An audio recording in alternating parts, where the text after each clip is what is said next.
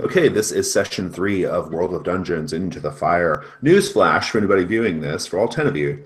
Newsflash, we are adding 2 more sessions to this series because we like it so much. So it's going to be, there are going to be 5 in total. So this is not the end. It is the end for Jurek, though. So we're going to have to epilogue Jurek by the end because Fraser has to go run a game he wrote. So it's cool like that. Before we begin, I want to do just a little bit of pregame chatter. I want to find out kind of where we go from here. We already did a recap off camera, so we've already done that. But I want to just talk a little bit about like scenes you think you might want to have, directions you might want to go. If you have any ideas about Eurobi or the dragon, and like for me, like a cool option or a cool direction for those things, I'm open to hearing those things. And flags as well. So let's just open the floor. Yeah, let's just kind of see what you guys think. Let's get some discussion going. So yeah, one thing that I had briefly touched on with you last week was just I'd like to try to explore. I'd like for Moon Poison to maybe explore her relationship with Jurek and their like shared connection with the Hex King, because defeated the Hex King years before years before Moon Poison had encountered him as an incorporeal being. So I want to kind of try and see what kind of knowledge I can get from Jurek, and especially with the stakes being, he's not going to be around next session. Yeah, so. I think a scene where you guys discuss the Hex King would be great. And I think in particular, you're going to have a great opportunity to do that after you guys sleep once. Okay, so. Mm-hmm. Great opportunity to do that when? After you guys have a sleep. There should be some, I think so too. Some Hex King action going on. So yeah, definitely. Cool. I'm interested in running into these gold caps. That's just a thing I'd like to do. I'd like to see some other gnomes and what they're like. Yeah, there's just so there's a module connection there with the gold caps. That'll be something actually connected to the module for once, and I think you'll find it interesting. I don't want to reveal what's going on with gold caps yet, but I will suggest that they do play a big role in the story once you get to the mountains. But it's going to be a really interesting thing because you understand a certain thing about them based off what Moon Poison has said, but things are maybe a little different. So. Right. Yeah, and Jason, one thing I wanted to say or ask to you is that, we've been putting forward a lot of ideas about like what our own characters' motivations are and stuff like that. And we've been kind of playing around the module, but not really playing into the main thrust of the module. And I guess like if you want to kind of it you're really excited about, or you want to guide us in a little bit in a particular direction, or just kind of like a writer's room thing, like, is there anything you would, because you read through the module and I don't want to just be like, all right, peace, we're doing our thing. I hear you. For me, as far as like how I'm going to find this, whether I consider this a satisfying experience or not, vis-a-vis like exploring the module, for me, it's going to be about what I'm really focused on. It's more of a mechanical thing than it is like a fictional thing. So we don't have to worry about fiction too much because honestly, it's kind of boring module. But mechanically, what I'm interested in doing is once you guys begin that journey through the mountains, the module has you rolling repeatedly on encounter tables, right? Like to see what you run into, right? And like you roll at different intervals or whatnot. I want to see how it works translating that into Die of Fate rolls. Okay, so in terms of the story, I'm cool. I love what you guys are doing, and we're still kind of getting the module because the big bad is still the same, right? It's just he's a little bit more in your face. Like in the module, you don't run into him until the end, right? You're supposed to like not even know it's a dragon, even though it's like totally obvious it's a dragon, right?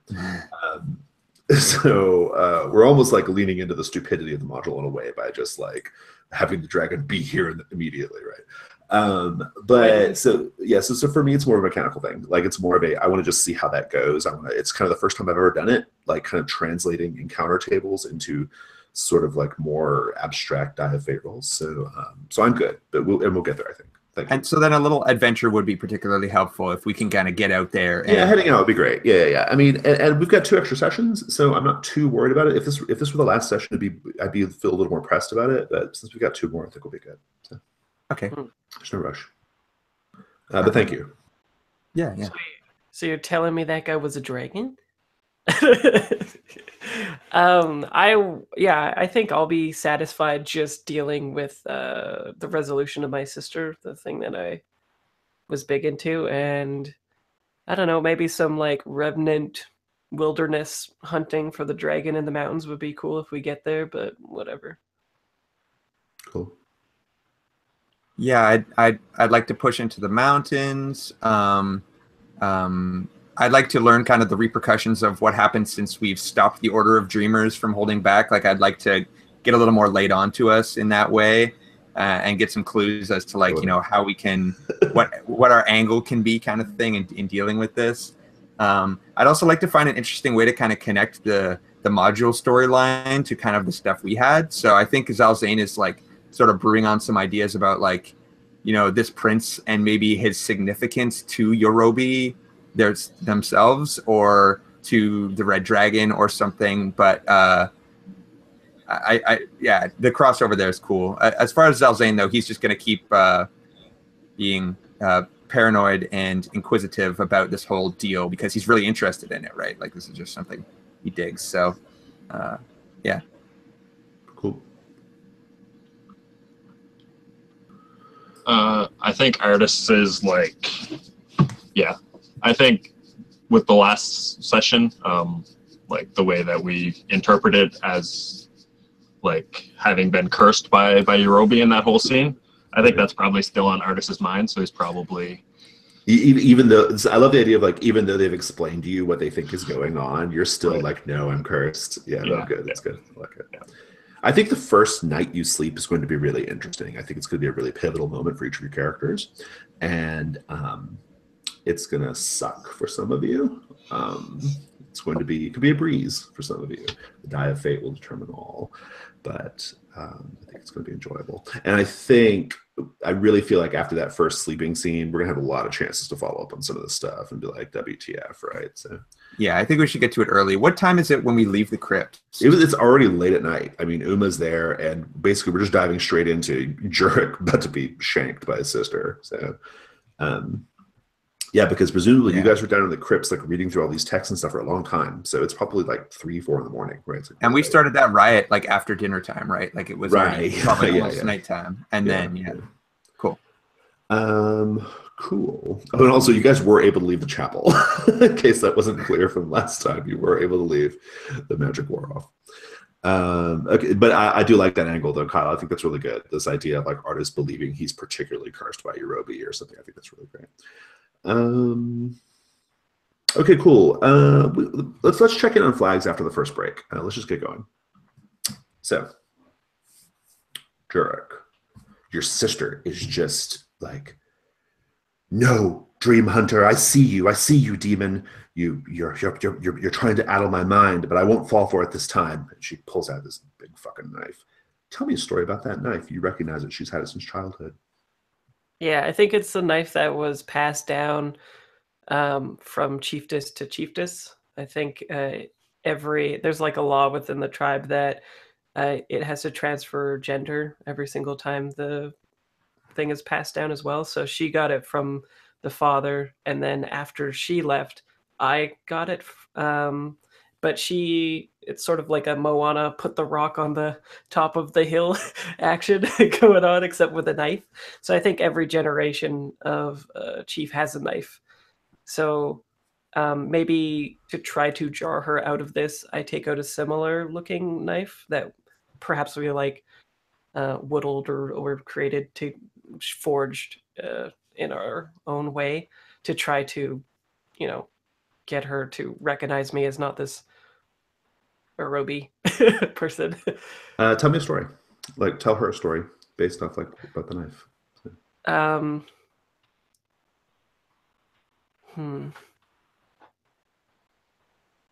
Do you remember? I'll say, do you remember the time when we had to get the iron for that for that knife? What was her name again? Uma? Yeah, I'm like, what's my sister's name? She's like, oh, not looking good. Not looking good. Uma, do you remember the time when we had to go to the mines? Father sent us to these mines to get it on ourselves. We were trapped and in the dark, and we had to defeat a D&D monster that lives in the mines. Ooh, maybe those things that David thought up, those spiders. Oh, corpse reaver spiders. Yeah. We had. Do you remember we had to kill those corpse reaver spiders? And when we killed the very last one in its pouch of silk, you pulled the iron that made that knife. Roll plus charisma. Stakes are pretty obvious here. If you fail, she's going to think that you're just Eurobi playing a trick. Right? Yeah. And it's kind of fair considering I can't remember her name. Okay. Do we have a roll for our party? No, I'll grab this one. I was forgetting something. Scarcely handy haddock. Oh, I think I have dice too. But whatever. Right there. Orange dice coming. Oh yeah. That's a 3, 4, 5, 6. Nope. Unless I have lore. What are your skills? I have athletics, awareness, lore, and leadership. It qualifies as lore. This is just some story between you and your sister. You better support your pitch, Fraser. No, it's too late. You're done. We actually have never really done a help mechanic in World of Dungeons. I guess we could, if you have an idea. Like maybe I'll kind of like put a little pressure on, and then if one of you guys wants to react, you can. Are we all standing here while this is happening? I'm yes, sorry. Yeah, I think you're all there. Yeah. And so this is just outside the chapel? It's just outside the chapel. Yep. Okay. And so I think like you say that story, right, Jurek, and she's not falling for it, or she's not going for it. She says no. She's like, no, you're in my mind. She's like, you're in my mind. So quit reading my thoughts and turning them back on me, demon. That just makes me want to rip you apart even more. And she does that thing where she hits her head, right? Like to get you out of her head, right? If anybody wants to pick up the thread there, and if you succeed on a roll, I'll let you bump up Jurek. But unless anyone else wants to jump in, I hold aloft the skull of Noctara.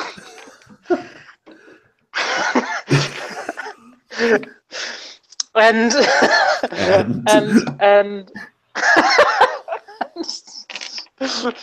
shut up, Jason. And I hold this aloft the skull of Noctara, and I say, come to destroy the demon. This is Noctara, and she's going to help us. Do you want to help us too? We're not the demon, but the demon is something that we want to destroy also. So if you want to come with me and Noctara and our friends, that would be excellent. What do you say about that, Noctara? And I just stare at the skull. But nothing. Charisma? Roll plus batshit, more like. Yeah. Well, my charisma is good. Surprisingly. Well, let me see. What is that? That is a 6. That's including rolled a 4, so I'm good.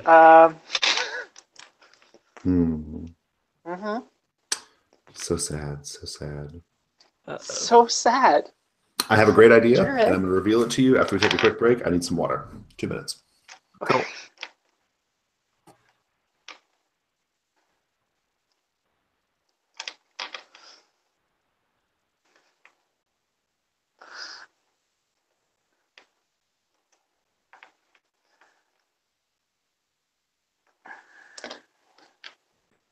That was a great opener, Moon Poison. Of course, I demand excellence from her. And It was a real strong start. I feel like my that skull was the greatest place to go, and I'm not wrong. Also, because even with that poor roll, that's the best part. That's the best part. Looking forward to see how this fails. She just doesn't have faith. Okay, this Uma person. She doesn't understand what it's like to be from Belet Osk and to talk to spirits and other things that might not be spirits or even in any way, shape, or form tangible.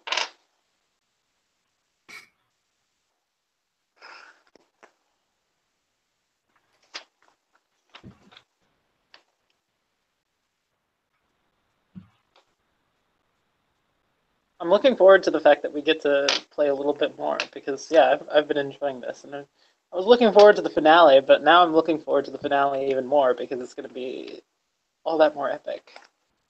Yeah, I have a hard time with just like 3 sessions, especially like, you know, when you do some creation and like piddling around the first session, it's like, man, how are we supposed to, like, I don't know. I'm a scenery chewer, so I like to, you know, take things slow if I can, and I like to have like a decent arc going on kind of thing. And I feel like, you know, we have a few big bads happening, and there's going to be a mountain showdown, and getting it all done today was going to be a tall order.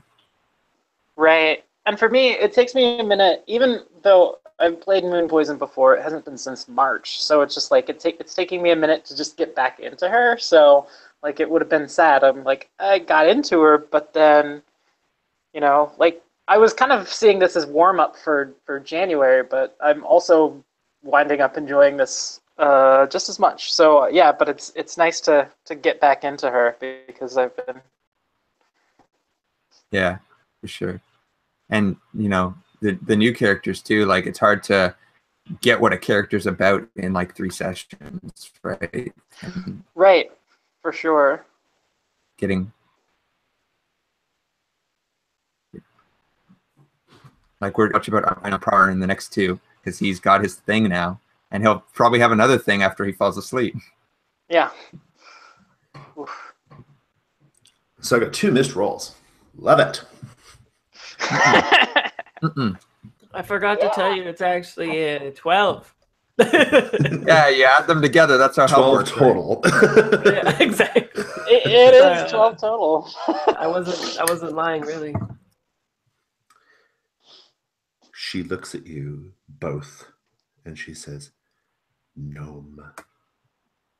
And she looks at you, and she says, "Jurek, you think I don't recognize you? Of course I recognize you. I've been tracking you for a very, very long time. And now I've found a terrific conduit for exercising my revenge over you," she says. And then she raises up that knife and she slices her own throat open. Just a spray of blood goes everywhere. A bloody skeletal hand pierces out of her neck and begins to just like extend up out of her neck, right? Like this, right? Out of her neck with her head lolling back.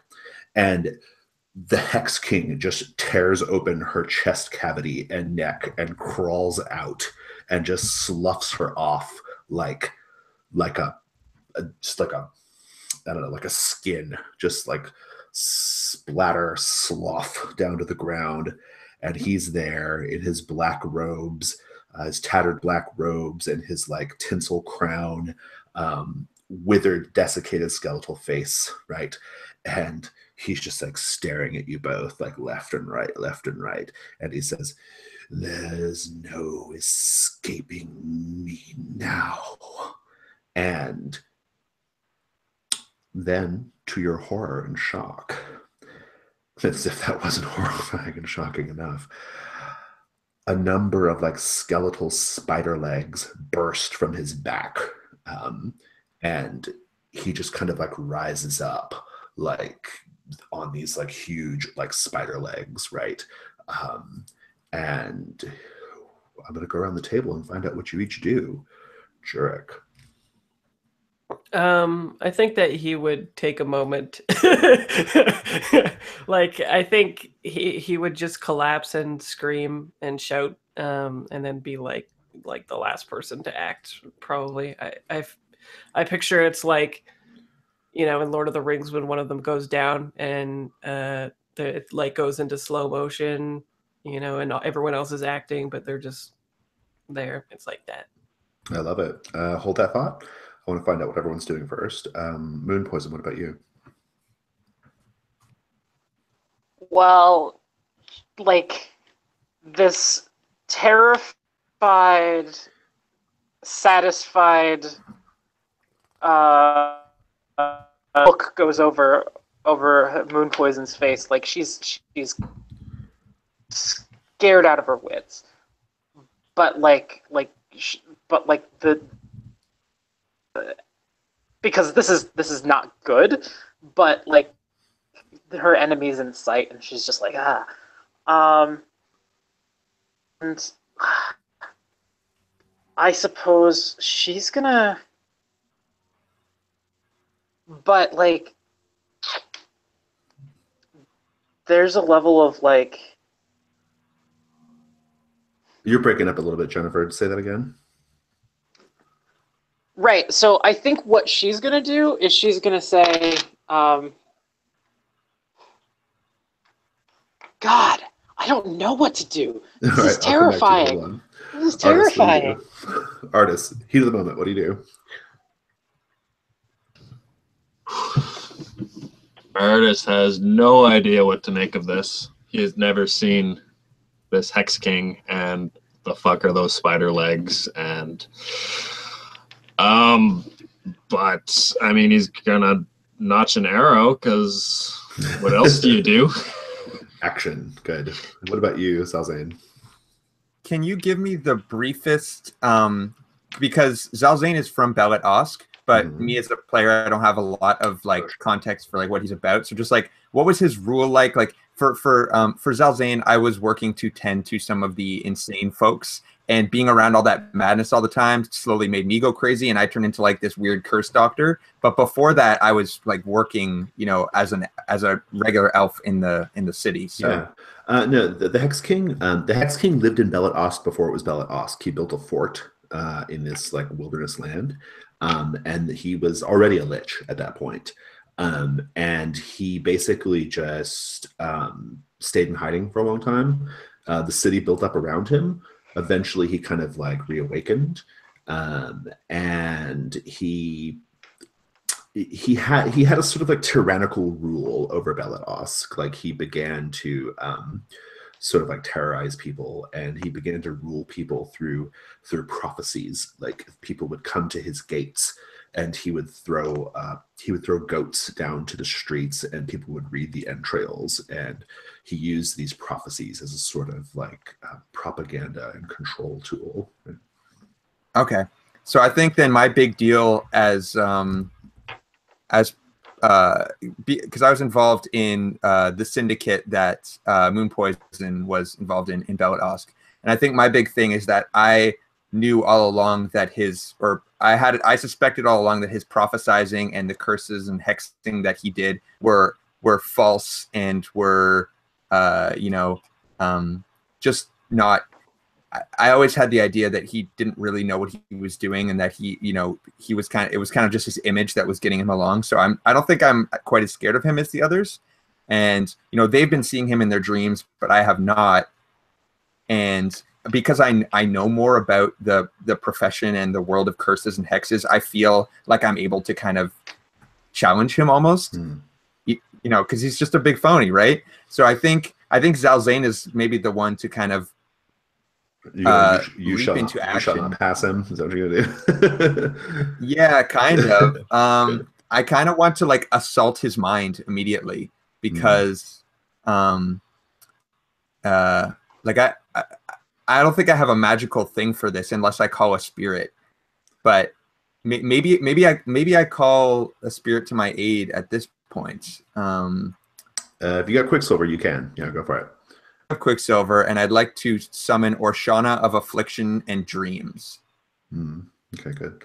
All right, well, hold that thought. So now that I know what the order is, Artist, go ahead and fire off your arrow. Roll plus dex.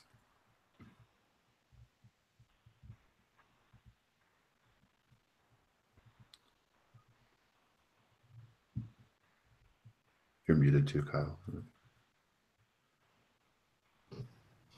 There we go. And that was 9 plus 1, 10. 10. Nice. Good hit. Roll your damage. Right. So that's a d6 plus 2. So I'll just re-roll this guy. So that's 4. Nice. I'll narrate your shot. So you get off your shot and it goes flying, and as your arrow is flying through the air, the perspective looks funny to you. Like the arrow is getting smaller as it approaches the Hex King. It does hit though, and he lets out like a little cry. But you realize the reason why it looks like it's getting smaller is because he's getting bigger. You now realize that the Hex King is like if you've ever played one of the Batman Arkham Asylum games, like the Scarecrow sequences, like when Scarecrow's really big, and he's like kind of thundering around the stage, like he's like really huge. It's like that. He's like really big. He's like taking up the entire courtyard, like looming over you, right? Dripping with gore and tatters, right? And these big spider legs. But the arrow hits and he kind of reels back, right? And the arrow even appears like it suddenly looks bigger too. Like it's really like a weird spatial distortion thing is going on. That's all happening. Jurek, you freak out, you scream, you collapse, and you wake up in the catacombs, surrounded by books and scrolls, and your 3 companions having all nodded off just like you did, down there among the lich bones in the catacombs in Fort Asylum. And you can see them all twitching and shaking, agitated. You can see Zhao Zane yelling, muttering in his sleep, muttering whatever he mutters to the Hex King in the stream. Moon Poison freaking out. We still don't know what Moon Poison's doing. Moon Poison, what are you doing?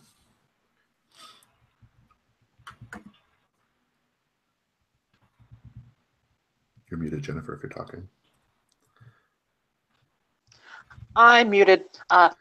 So I guess so I'm still in the dream, right? Yeah. I don't know it's a dream. You do not know. The 3 of you do not know it's dream. I think I'm going to just absolutely terrified. So what I'm going to do is I'm going to kind of go grab Zelzane, try to grab him, and I'm just like, can't do it. You broke up just a bit. Say it again. So I will kind of grab my companions, and has Jurek kind of disappeared? He's disappeared, like he's gone. You don't know where he's at. Or is he still there? No, he just blinked out of existence.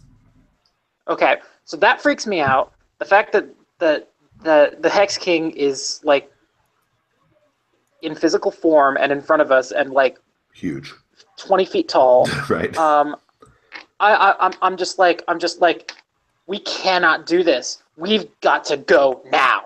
And so I just start. I kind of go into general barking orders mode, and I'm just like, go back to the chapel, back to the catacombs. We gotta find safety away from this particular, away from him. We cannot take him. So I'm just like back. Yeah. Who follows? I mean, it sounds like Zhao Zane's going to step forward, but Artis, you can follow if you want, Artis, because getting off your arrow is a fast action. So. Yeah, I think he would start retreating, Okay.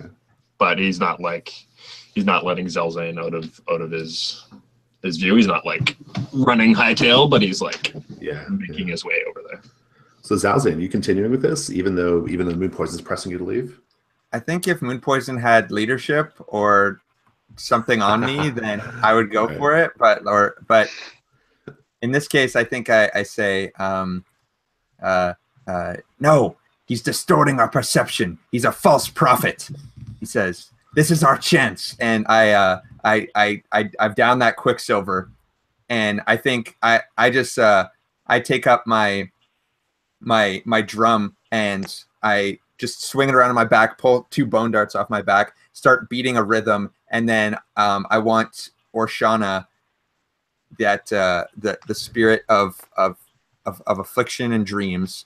I have a picture of her up in the into the fire thing. She's kind of like this vaporous skeletal cat-like figure with shadows kind of trailing behind her. And the shot is like him rushing towards the Hex King, this like massive, titanic spider, and she just leaps from behind him and kind of like jumps over his head. And I want her to kind of like pounce towards him, but then kind of like dissolve into smoke and kind of like enter his mouth and his eyes and his nostrils and stuff. And I want her to kind of, what Zalzane believes is that the Hex King is like cast some sort of illusion spell on us to make us believe that he's bigger and larger than he is to terrify us. And I think it's just bullshit, right? So I'm trying to use her to cloud his mind to afflict him so that he can't keep up this magic or whatever he's doing. Yeah, roll plus charisma. Cool. My charisma is 0. Let's do this. That's an 11. Yes. I love it. So Moon Poison and we'll get to it in a second. Moon Poison and Artis, you guys are running. And that's gonna happen. I mean, Moon Poison, if you just like push Artis forward, like you're pushing back into the chapel, you guys can do that. Zalzane, you begin beating on your drum, and as you've described, Orshana like rises up. And I think she makes a sort of like a long, like yammering yowl sound, right? As she kind of like swirls up in this like sort of miasma. And the Hex King like kind of like withdraws a little bit. He's still quite big. He withdraws a little bit. And it's like the two of them are just like getting ready to like do battle, right? It's like that kind of like scene, that kind of situation. Orshana will keep the Hex King busy. If you guys just want to run at this point.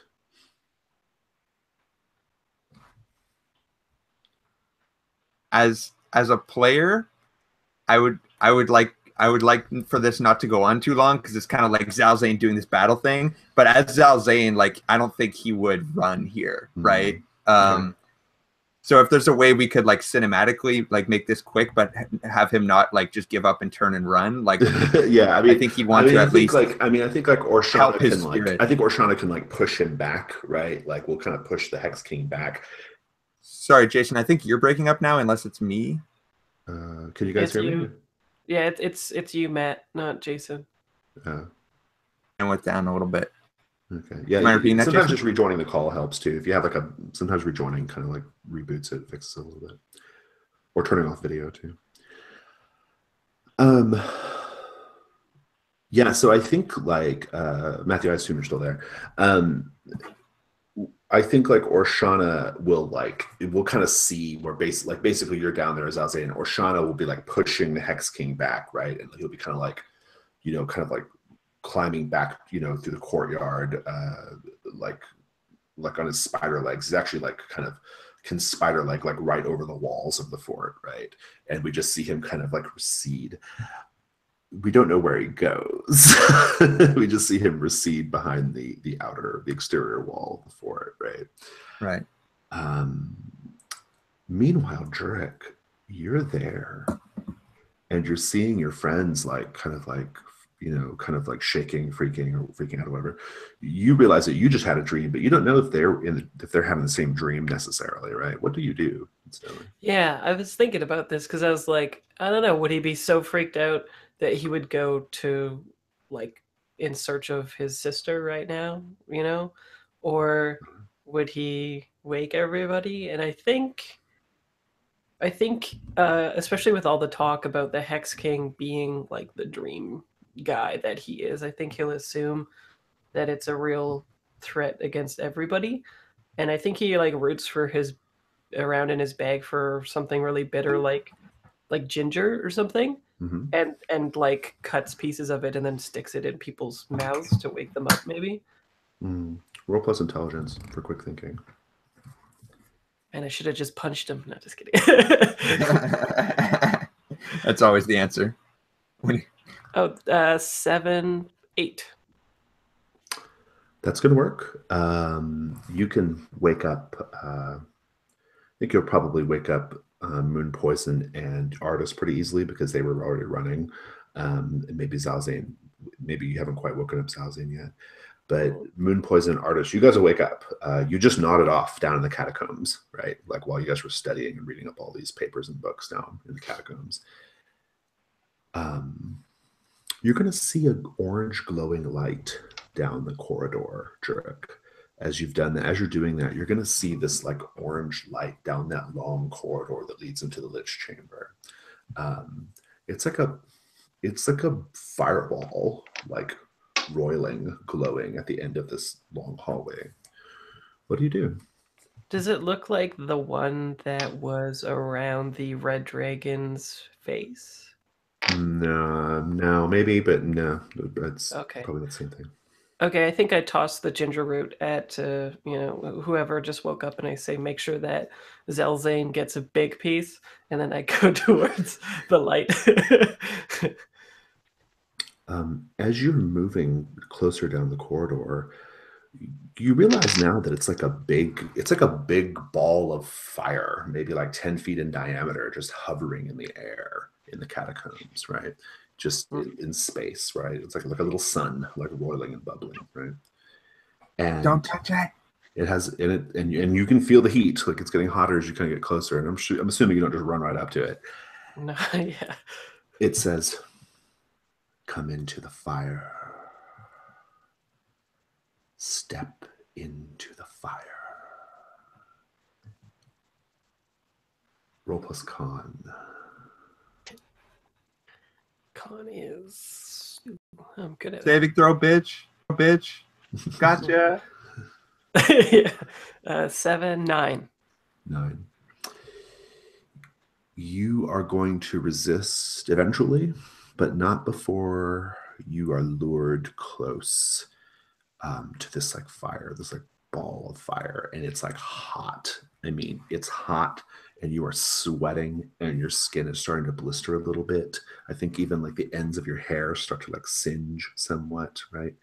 And it's just like in your mind. It's just like speaking to you in your mind. It's saying all kinds of things. The main thing you know, though, is that you're communicating with your Roby, or at least some version of your Roby, right? You take a d6 damage from just ambient heat damage. Does it do that thing where it like reaches out flaming tendrils again? Right. That's when you know to back off. That's when you actually say fuck no. When the little flaming tendrils reach out to pull you in, that's when you're like, you kind of break off from it. So 5 damage. Do I take off armor as well? Armor doesn't count. You just straight 5 damage is fine. Burned. And then you wake up, and you are there amid scrolls and books, and everyone is kind of like is kind of awake. Zalzane and you too. You're finally like all awake. Oh, so I had like a double dream all the way. Incepted. You were incepted. So do I have a piece of ginger in my hand? You do, weirdly enough. Yeah. Oh. Yeah. Yeah. So, but anyway, I think I kind of only vaguely realized that I've been in a dream, and I'm just like, the Hex King, he's out there. We've got to figure out how to get that dragon to help us.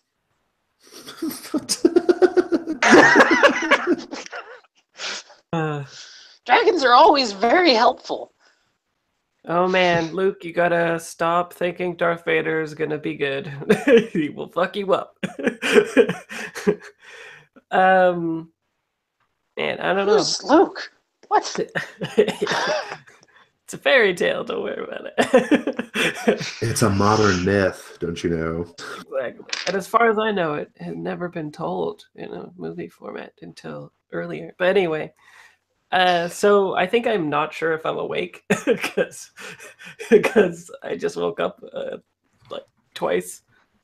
But I'll grab the root from your hands if you'll let me and put it in Zelzane's mouth to maybe wake him up within this maybe dream. Yeah. You're all awake. It's fine. Yeah. Oh, So I Zelzane's think. up? Well, no, I think you go and you put it in my mouth, and I'm like, I like start to choke on this root, and I'm like coughing, and like I'm like spitting pieces out, and I'm just like, "Come back, you common magician! I will flay apart your mind." And then like I'm just like coughing, and I just like sit up, and I'm just like grunting for a second, and then I'm just like, And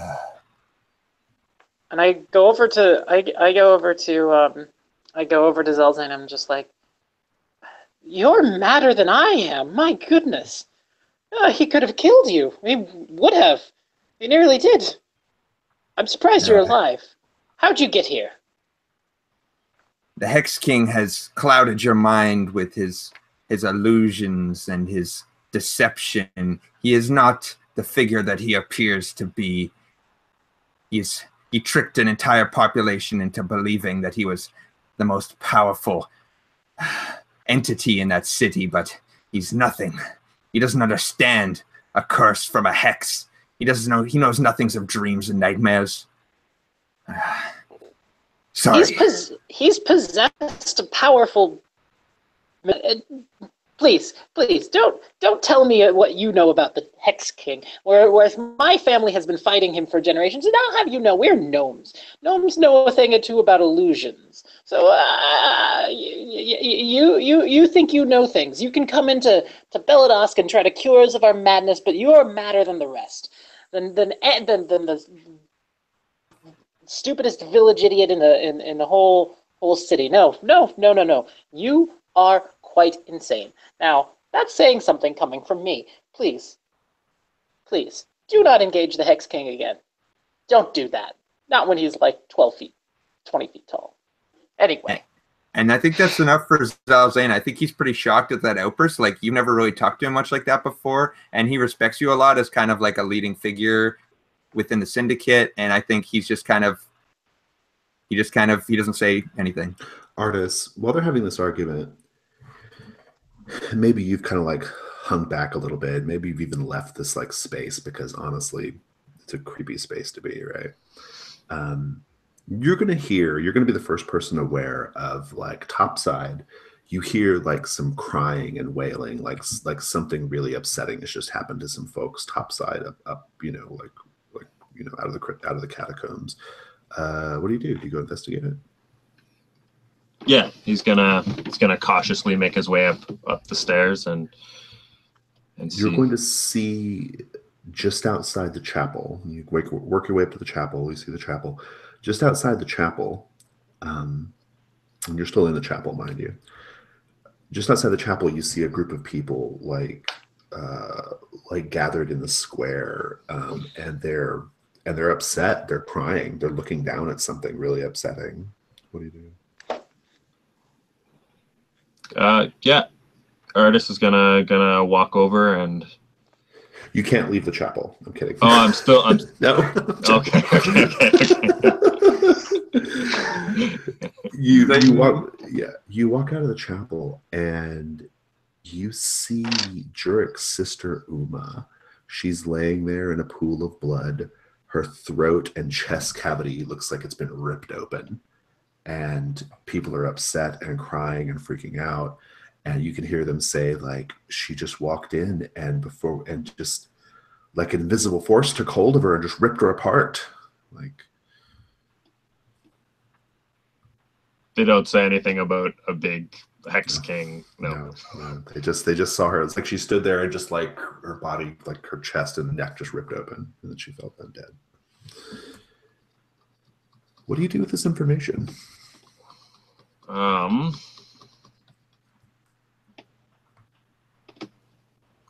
The would I have any way of knowing that it's like, would I realize that it's Jurek's sister? Yeah, because you were there in the dream version, right, when they were reuniting. So Okay. right, yeah, so you know it's Jurek's sister just from that.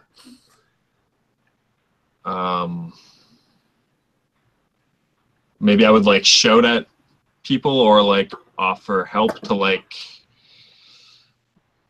put her in a better position or something, or like, you know, look for a priest or somebody to like, you know, make it. Yeah, that's what I'm mostly interested in. Like, are you going to go tell Jurek? Are you going to like let him see his sister like this? Like, how are you like once you know it's Jurek's sister and she's sitting here, it's gory, like it's not pretty looking, right? Yeah, I mean that was my train of thought was like try to make it like obviously it's gonna be a super shitty thing for him to walk into. So like, how can we make it like not? Yeah. So I think that apothecary woman, what was her name? Carlissa, I think she'll be around and she can like she'll help you. You can go find her and you guys can like wrap up her body in a cloth so it, you know, she looks kind of like a mummy, but it's, you know, not this horror show in the courtyard, right? Right. People are freaking out. Like there's basically people are like pressing up against the gate demanding that Captain Uriah open the gate because they want to leave. They do not want to be in Forest Asylum anymore, right? So Kyle, I have a question, Kyle, for you about Artis. Yeah. Is he like a ranger tracker type? Like would he use like his survival stuff to like investigate this at all, or like is he more of like a you know, like I guess I'm just wondering, like, is there any like blood trails or obvious signs of anything here? I mean, I guess we can investigate that at some point, but yeah, no, that totally is like what Artis is all about. Like he's definitely a tracker. So go into your mind palace, Artis. Tell me what happened.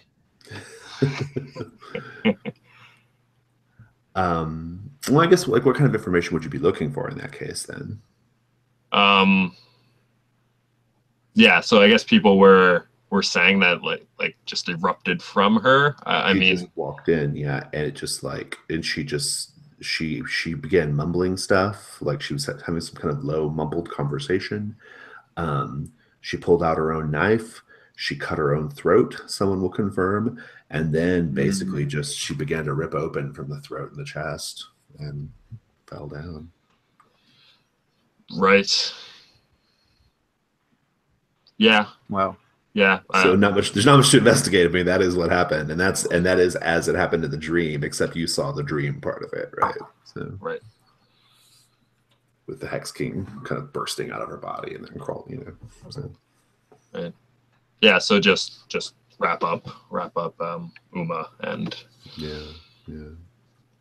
and so let's say you come back. I mean, you go back down to the catacombs and they're all still like, you know, just kind of wrapping up whatever they were doing down there. What do you tell Jurek? Do you approach him about it? Yeah, I'd say there's a definite scene going on up there. People are you know, chaotic and panicking. We should probably go up and I'm just gonna let Jurek see for himself. I don't want to say anything to him about that. I'll just hope for the best. Okay, sounds good. Jurek. All right. Yeah, I mean, who else is all going up? It's just Jurek or anybody else? Yeah, he'll definitely like hurry up. I think he has like a unsettling. Jurek, you can't leave the chapel. Damn it! Those damn thresholds. I think like as he makes his way there, it's sort of like a, you know, it's like a thing in your gut where you know there's like something wrong already from the way that he, like from the very beginning when Artis is like, hey, something's going on, there's probably some like involuntary body cue that sort of signals it to him, and then he gets that knot in his stomach, and it only grows as he continues to get forward through the church, especially through the threshold. And I think when he comes upon the body, he just like simply cries out and becomes like inconsolable and goes to the body, and it'll be like a few minutes before he like regains himself. I would suggest you put a flag down along the lines of get me to tell a story about my sister. Sure. I think as you were like leaving, like Zalzane could maybe sense that there was like something off as well, just because he's perceptive of these things, and maybe he could see you like rushing out. And like I think me and Moon Poison will probably follow unless there's anything else you want to do down here, Jen. But I think he would shout out to you like Jurek, wait, your mind is still fragile and vulnerable, kind of thing. Like just trying to like call you back, but I know you're just gonna go, right? So. I think I kind of hurry after you because I also have a bad sense of what's going to happen next. Yeah, and like the movie of this, I just hear like ringing in my ears, that kind of thing. I don't hear what people are saying. Yeah, you can't really hear my voice. Yeah. Yeah. Cool. I tried to add that, but the sheet just keeps saying that I can't do it and making me reload the page. But everyone just know that it's there. Okay. But It's an edit link if you guys need another link, maybe. No, the link is good. I just I added all those things earlier, right? So I don't know what's going on, but every time I start to type in the sheet, it just says like you need to reload or whatever, and there was an error. Weird. So it might just be a Google Sheet thing right now. Yeah. When wasn't what were you about to say? Oh, yeah, I would just go with. I don't think I've got my book. I've got my skull. I don't really have anything to do down there. Well, this is a good time for a break then. When we get back, I think it would be nice to interrogate like Jurek and his grieving his sister and stuff like that, and also this Hex King angle between Moon Poison and Jurek. I think all that stuff would be great to do. So let's take 5 and come back, okay? Yeah.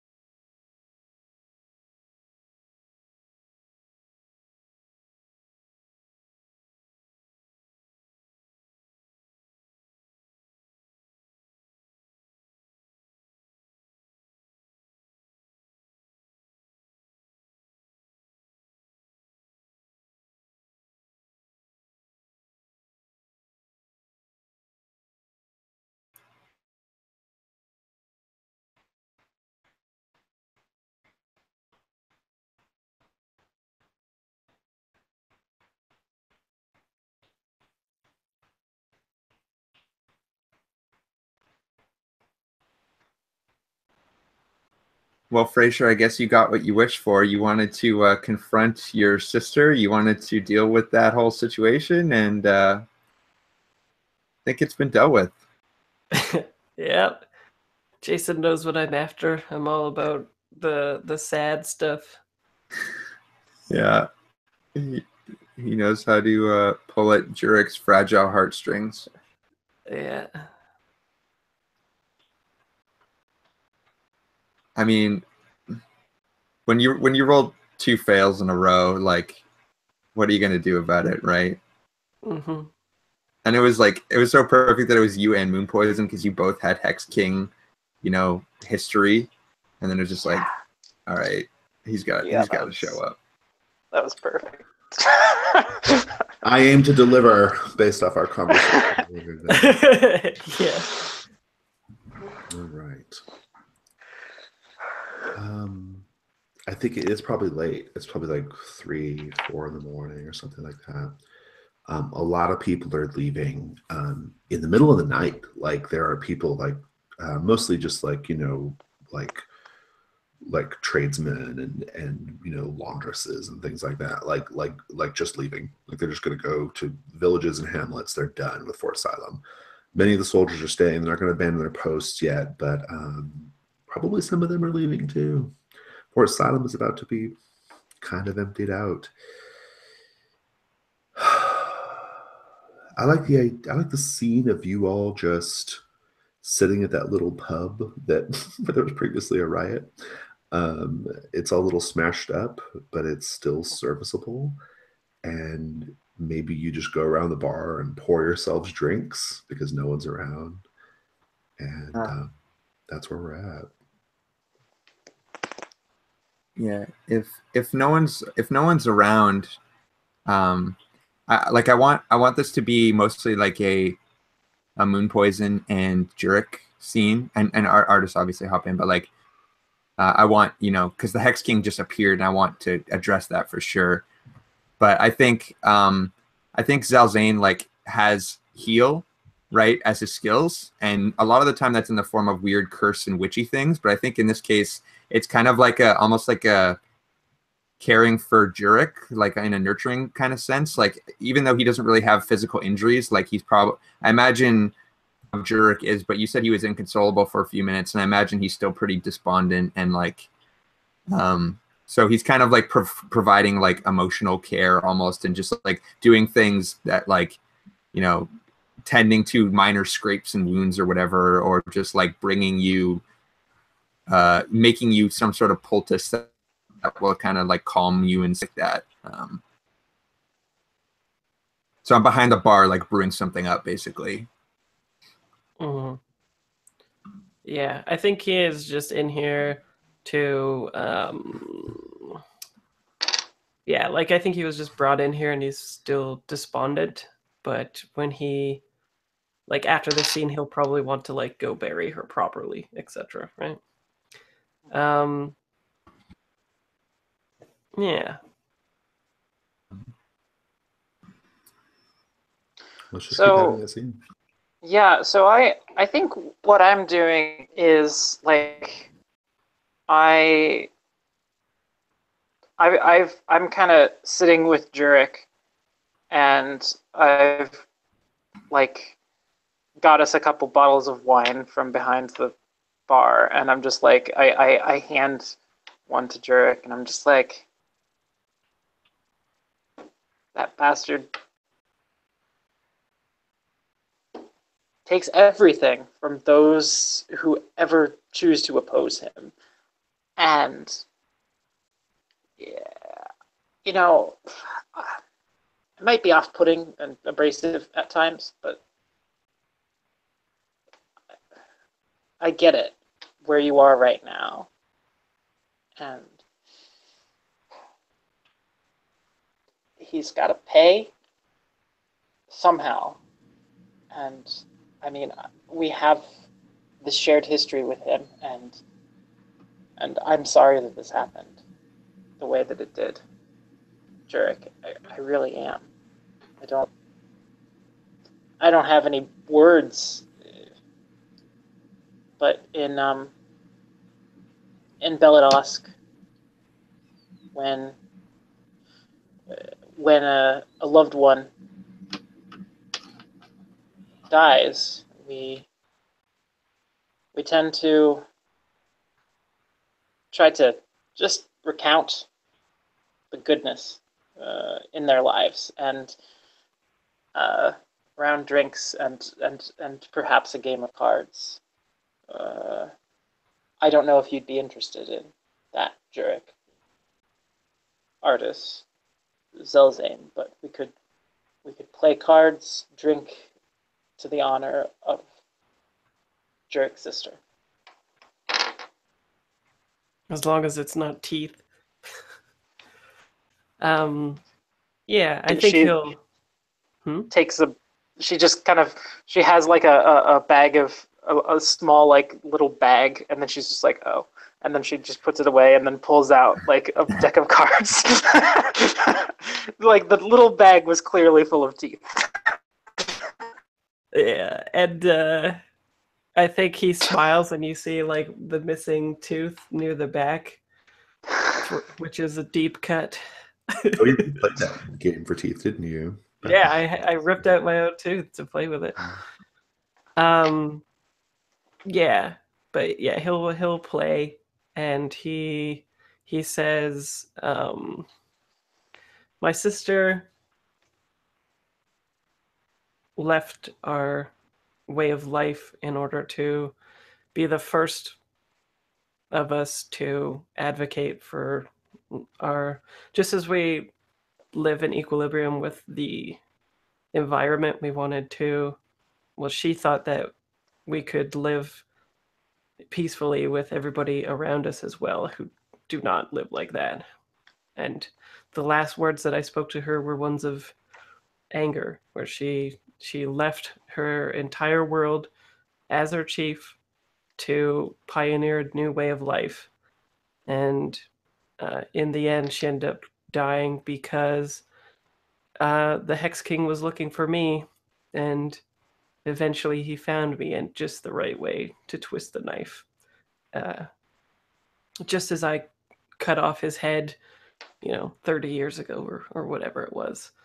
Because I used a fancy sword that I have to lop off his head completely, and I stole what we thought were all of his swans, but we later learned 2 were missing. And my sister paid for that. She was the best chief that we ever had.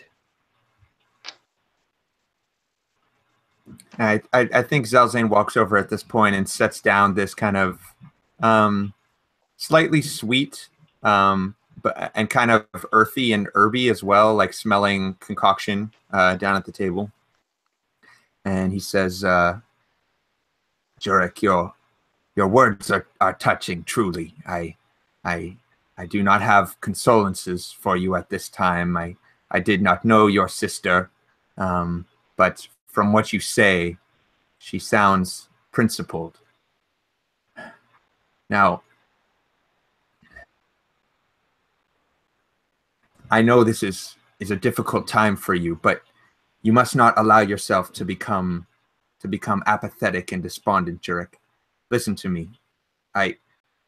You have learned from the Order of Dreamers. You have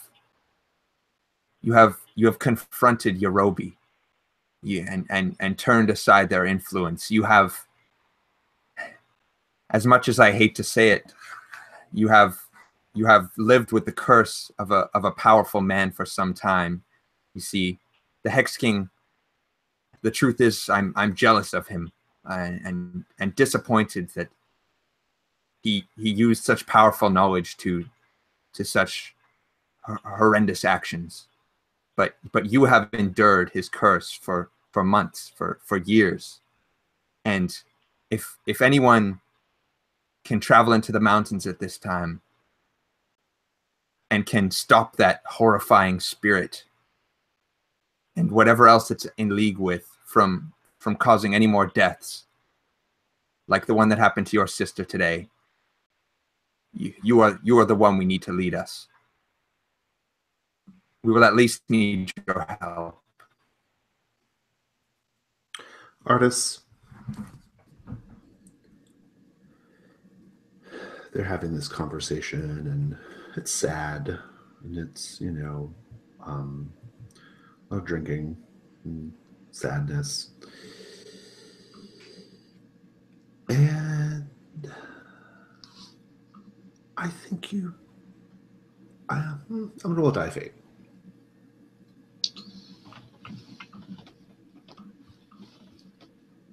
Clear these out. A 3.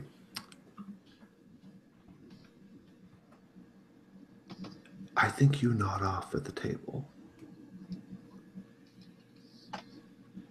Drink still in your hand. And you look up from the table. They're still talking. And you see Clovis the Knight, who was your instructor, standing just out into just into the courtyard, just outside this little bar alcove. And he kind of like, he says nothing. He just like raises his hand at you. I think he looks just like you remember him. I think Clovis was I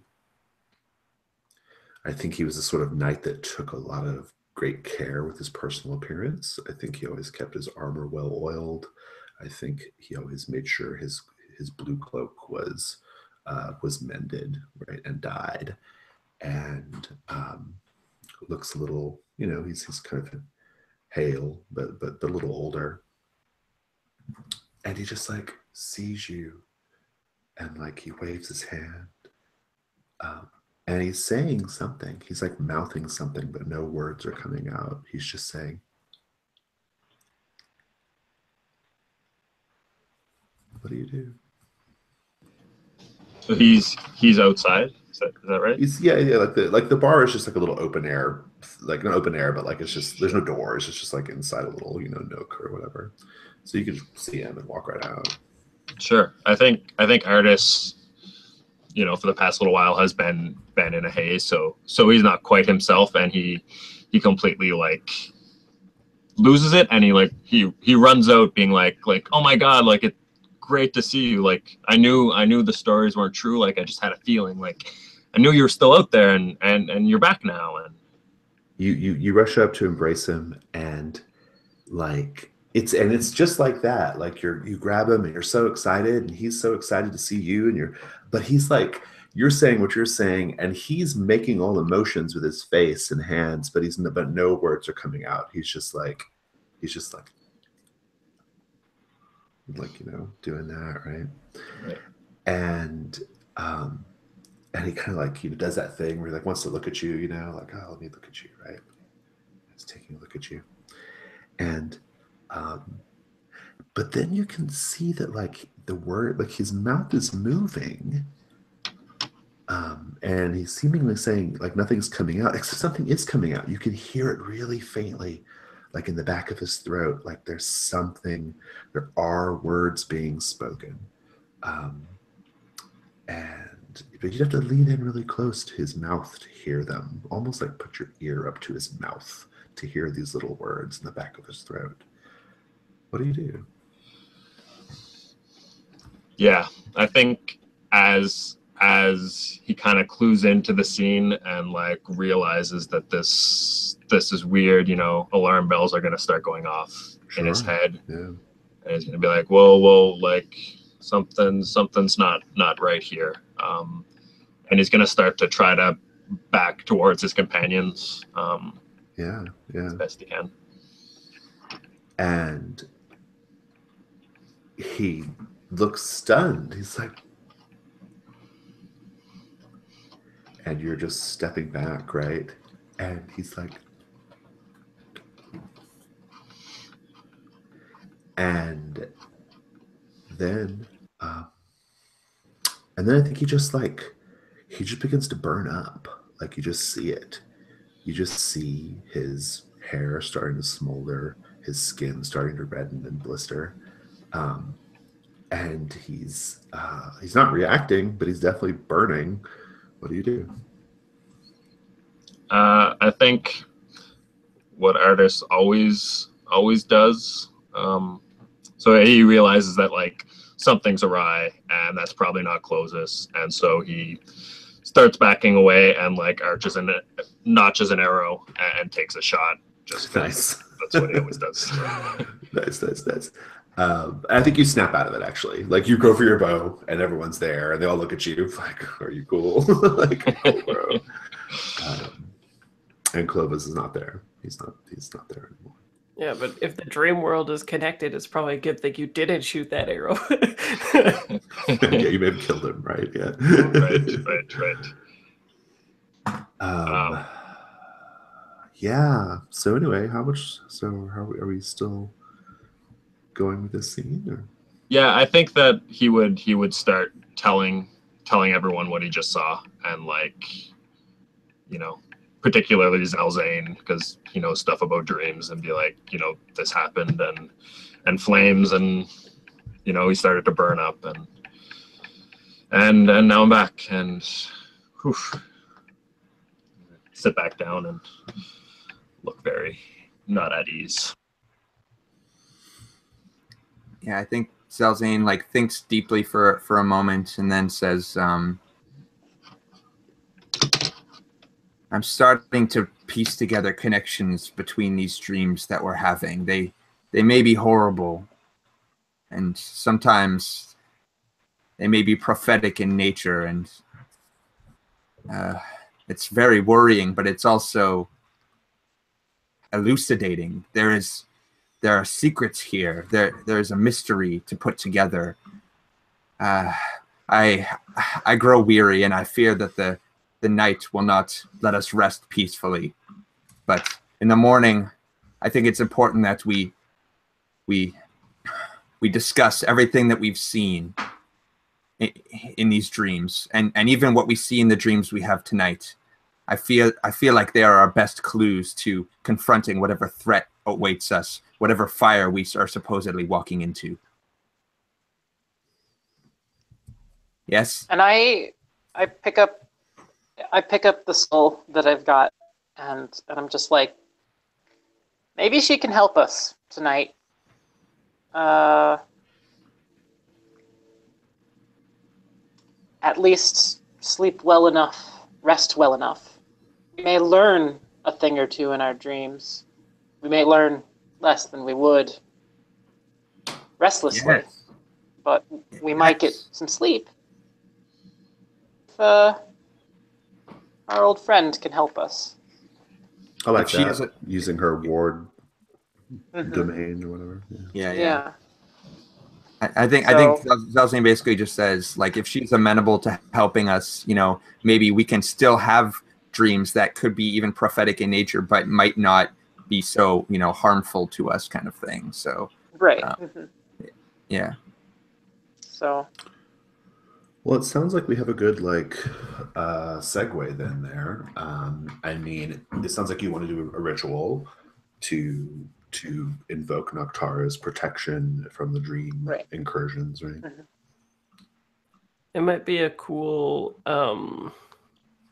parallel scene to have that interspersed if it was like the movie of this with me burying my sister too. Then, like, burying your sister.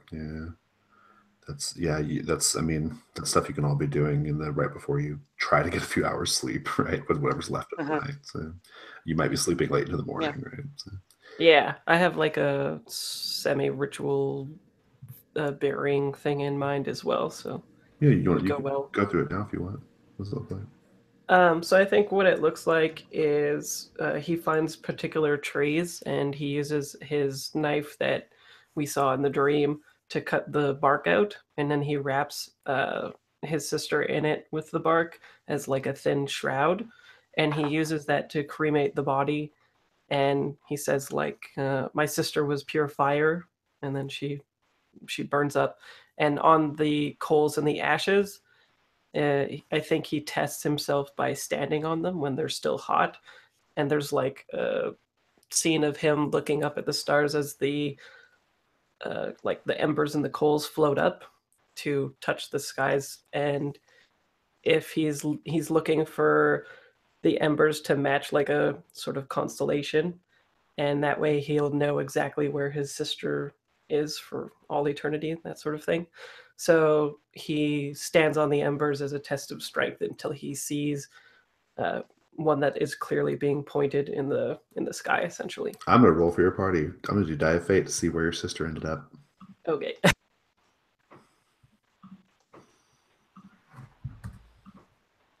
You mean like if you roll a 1, she's in hell or something?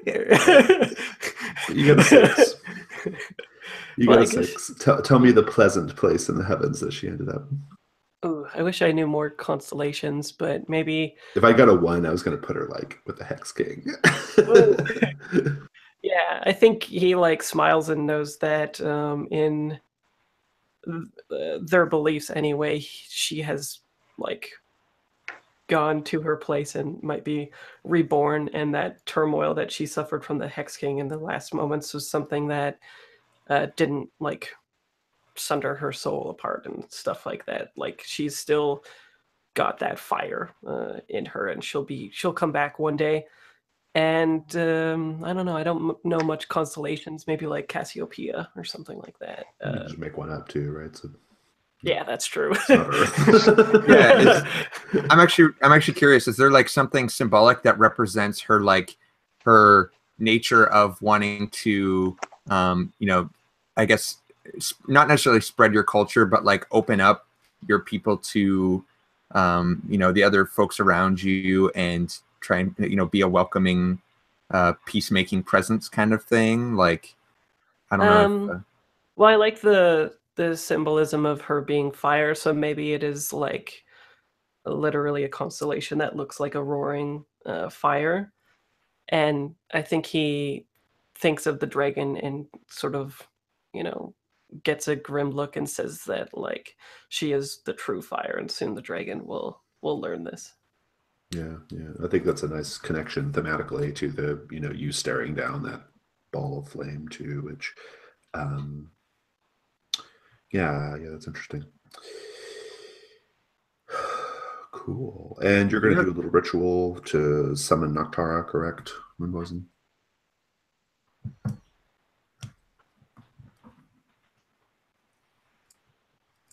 You are muted, Moonpoison. Yeah, so my ritual is going to involve me. So I like kind of I like press gang artists into helping me like move these tables out of the center of the center. On this table, I put like I put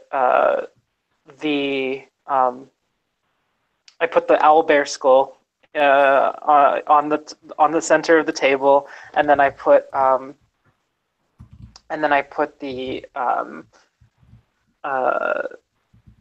Noctara's skull and crown on top of the owlbear skull, and then I pull Artis over, and I'm just like, hey, help me out here, and then I pull out like from my like little pouch of teeth, I pull out like 3 or 4 teeth, and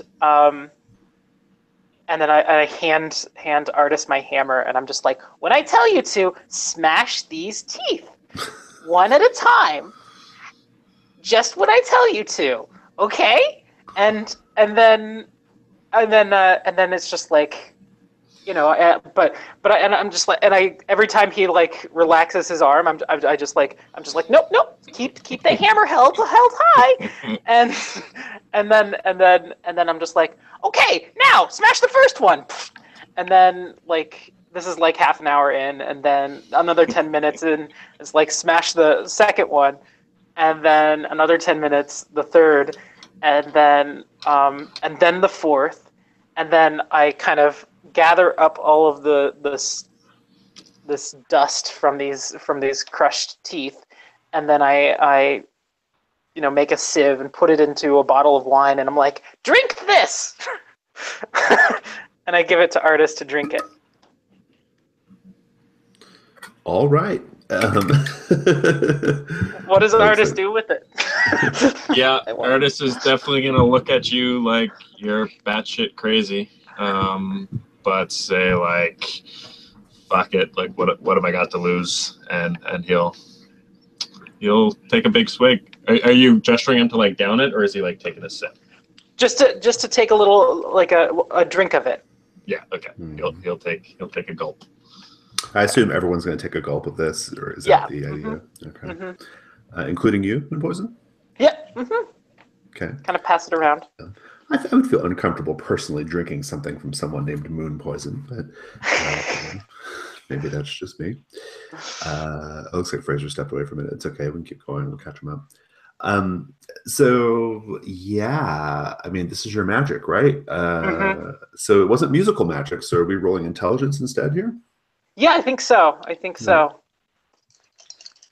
Is this in? Are we in the inn, or do we have a place that we're staying at? You guys can or- have like a room. I mean, a lot of people left. You could just probably move into someone's like dwelling, right? So, Well, maybe that's where we are. We're just in like a house. We're Yeah, in yeah. just some random person's house. We're not in the bar anymore. right. But Yeah, because the there's bar is wine. exposed, like it's wide Yeah. open, right? So. All right. Well, that is a solid 8. Okay. So Moon Poison created, just so you know, Fraser, that she created a wine of sorts from some teeth and Noctara magic, which she has asked you all to drink of in order to like protect your sleeping. And you all are you're in a dwelling that a family, like I think some people just left because of the madness going on in Fort Asylum. And so you're there. Mixed result. Here's what I'm going to do. I think each of you are going to dream. The quality of that dream is going to be determined by a die of fate roll. But I think because of the nature of Noctara's magic, I'm going to roll twice for each of you and take the higher of the two results. Okay. So Cool. you have a better chance of having a better dream. Just for fiction's sake, I think I might take like some of the teeth dust concoction and take 2 glasses of it out to the fire and just kind of say like a little toast to Uma and bring some to Fraser or to Jurek, and just kind of I don't think we need words. It's kind of just like we see him watching him do the ember ritual from the doorway and reading in the constellation, and he kind of smiles, and then he ducks into the house and brings him out the glass. Nice. I assume you will all eventually go to sleep. You've had a long day. Yeah. Very, very long day. Yeah, we see artists like slapping a vein so you can just mainline this shit. First things first, you can all go ahead and reset your hit points, so you can re-roll those now if you wish. Yes. Sorry, how does this work? You just roll all your hit dice again, and you get whatever your hit points is. Whatever you roll whenever you re-roll. Your Oh, sweet. I don't have 4 anymore. I have 19 plus 6. So if we're is it we're resting in comfort, right? Or is that determined after these die of fate rolls? This could be. I mean, I think you're going to rest long enough to get a hit point reset, but then we're going to do the die of fate rolls. So Okay. All that's right. how I'm kind of handling that. But do we roll an extra one for having like a house to sleep in, or like? No, you're not going to get that advantage. No. Okay. Just a regular old roll. What's that, Jason? Double hit points? What? Come on, we're gonna go kill a dragon, right? You don't need them. You've got 25. You're okay. That was pretty low. All right. Well, that's better. Would hope so. Just gained 11. All right. I'm at 16. It's pretty good for Moon Poison. She's tougher than she seems. Just because she looks like she's made out of felt doesn't necessarily mean she's not that tough. Artist, did you only end up with 8? She does have a mohawk. Yeah, just an 8. All right. let's just go down the line and do some Die of Fate rolling. Yeah. Sleeping. I think like on camera we're all slumped together kind of in the same room because like if we wake up and anything horror, Zalzane would at least try to make sure that we all sleep close together so that if anything crazy happens, like I can administer emergency dream healing to them. Yeah. Let's just go down the line here. Zalzane. Yes. Tell me about your fondest memory as a child. Oh boy. Okay. So the elves in Belet Osk, were they native there? Would I might have grown up there? No, I mean, yeah, you may have lived there for a long time, but they're not native by any means. Okay.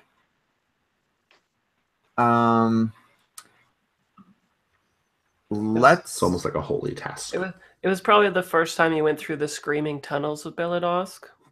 Yeah, you don't know. There are no real happy memories in Belet Osk. We should mention it's not really a happy place, but that's what makes it interesting. Like you, what does your happiness look like?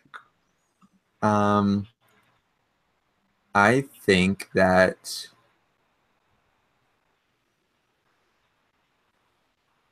okay, so this is kind of like young adulthood or late childhood, basically. As an elf kind of thing. I just a young elf, basically. I think I was in Belet Osk at this time, and I think I don't think Zalzane's that old. So I think he had kind of grown up there and learned the trade there of healing. And I think this memory is, I think there was a performer, that a dancer named Elandro, who he would love to go and watch. I think he was like a ribbon dancer. Mm-hmm. So it was like a few of them would dance together, and they'd have these long ribbons that would kind of intertwine around their bodies, and they would spin and twirl and pass the ribbons between them. And he always went to watch this one man named Elandro, who was probably a little older than him. I think he was a human. And I think he fell sick to whatever madness was, or some sort of disease or mental thing that was going on in Belet Osk. I don't know the details of all the curses and things that were happening, but he got very sick, and I think he actually came to my family's practice, and I actually got a chance to kind of my mother let me do some work on him, and in that time I got to know him better, and we eventually became very close. And I don't think we were married, but I think we were, we spent a lot of time together, basically. Yeah. And and I think it was that one memory of kind of like treating his wounds or his mental,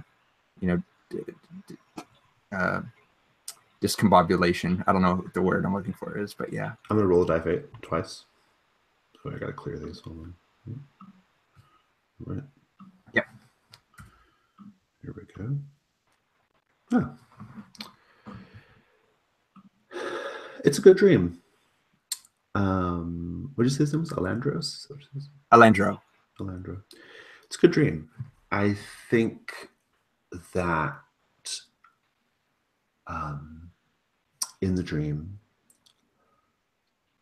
I think it's, you're having just a normal sort of scene. It's like you like tending to him. I think maybe you're even like laying next to each other, like in a bed or something. Maybe this is sometime in the future. And he turns to you and he kind of like very gently puts his hand on your chest, right? And he says,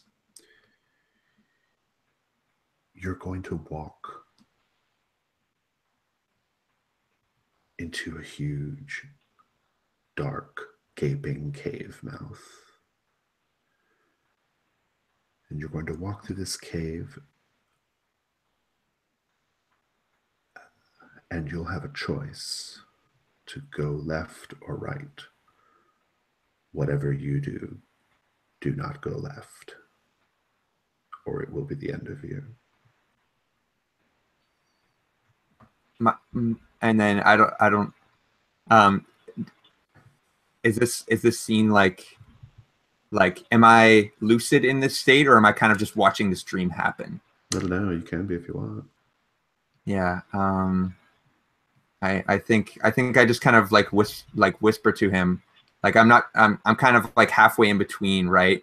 Because I there's this sense of like wanting him to be real and wanting to be with him, so I kind of put myself there and I say, my love, what lies to the left? What is it that I should try so hard to avoid? He says, to go to the left is to walk into the fire. Do not go to the left.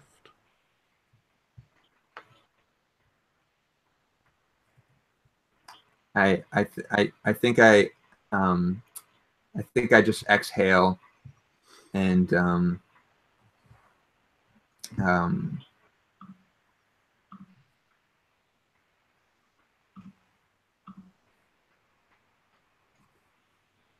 yeah, I don't know if there's a lot to this scene. Yeah, I think yeah. yeah. I think it's just I just kind of like move closer and like put my head onto his chest and kind of like fall asleep there, kind of thing. Like, because I like Zalzane in real life like wants to be comforted in this time, kind of thing. So that's kind of his impulse in the dream, is just to kind of like lose himself, and he falls back asleep. Moon poison.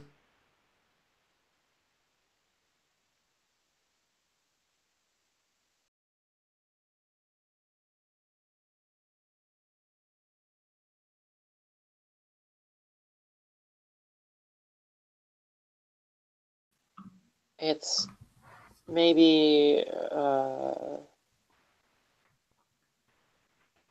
maybe a younger, maybe this is while the hex maybe. Well, I mean, I don't know how long ago Jurek did like behead the Hex King, but maybe there was like a calm. Like maybe there was like a time in which maybe the Hex King was not so prevalent in Beladosk. So there was a quiet time, and maybe that was during my childhood, and maybe this is sort of one of the last summers before this happens, and I think I'm like a teenager on the cusp of adulthood, and like I'm with my friends,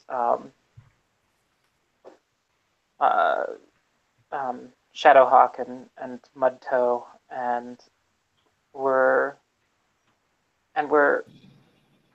just sort of on like we're just kind of on a boat in the canals of Beladosk, and we're just kind of hanging and basking up the sun, and just trying to keep cool. And it's I mean, it's a small memory, but it's just like it's maybe the last summer before, and we're talking about maybe going on an adventure outside of Beladosk. But after that summer, that kind of after the Hex King returns to power, we just that kind of falls through, and so this is the last moment in which I felt free from really anything. I'm rolling. 3 is your best result. Of course.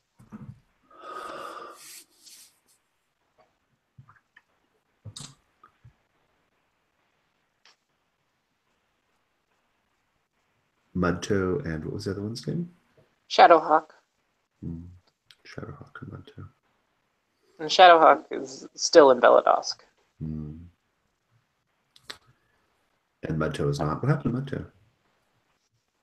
I don't know. I hadn't thought of it. I just know that Shadowhawk was a minor character. No, I love it. It's good. Yeah. I think you're there. And I think you're laying closest to Shadowhawk, right? You guys are next to each other in the little boat. And he's going to roll. He, she, they? He rolls his head over. What color is this wild dumpster gnome hair? I feel like it's sort of red with streaks of blue. He says, do you know how Mudtoe goes missing in a few years from now, 5 years from now? Shh, don't tell him. No. I have a secret to tell you. I'm the one who did it. You're just the Hex King toying with me again. No, I'm not. Mudtoe and I got into a terrible argument, a terrible, terrible argument. I was so angry, and so I pushed him off the clock tower. And then I made it look like he just disappeared. Why? What did you argue about? And then he kind of like looks over at Mudtoe, and you get a sense that it was like a romantic quarrel. Mudtoe didn't want to do whatever Shadowhawk wanted to do. And so Shadowhawk threw him off a clock tower. He says, don't ruin this. He says, no, this is great. This is lovely. We have one more year of beautiful, beautiful memories before everything turns cloudy and gray.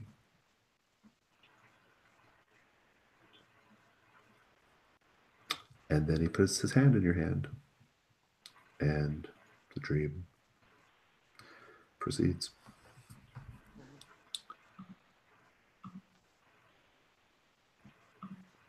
Jurek, tell me a happy memory. I think the memory I have in mind is it's winter and he's much younger, and Numa is there. She's much younger as well, and she's teaching him how to basically survive in winter, which is like the juxtaposition, I think, of what I did before with a happy memory of the father that was teaching him how to hunt in like Yeah, I remember that. like a summer or something like that. So now it's winter, and she is teaching him how to survive by way of like using their own kind of like a unique tribal body heat method things. She's like steaming, like that's like the metaphorical fire that he was talking about before. And he's having difficulty trying to light, himself on fire. And she says, Jurek, you're too kind. What you need to do is hold your anger close. And she puts her hand on his chest, and she says, that's the secret, Jurek. I'm always angry, and that is okay. And then like you see the steam billowing off of her body, even in the cold night air. That's Uma, right? Yeah. I love it. I'm gonna roll the die fate. I hope it's a good one. I hope it's a bad one. She's a firebender. It's a good one.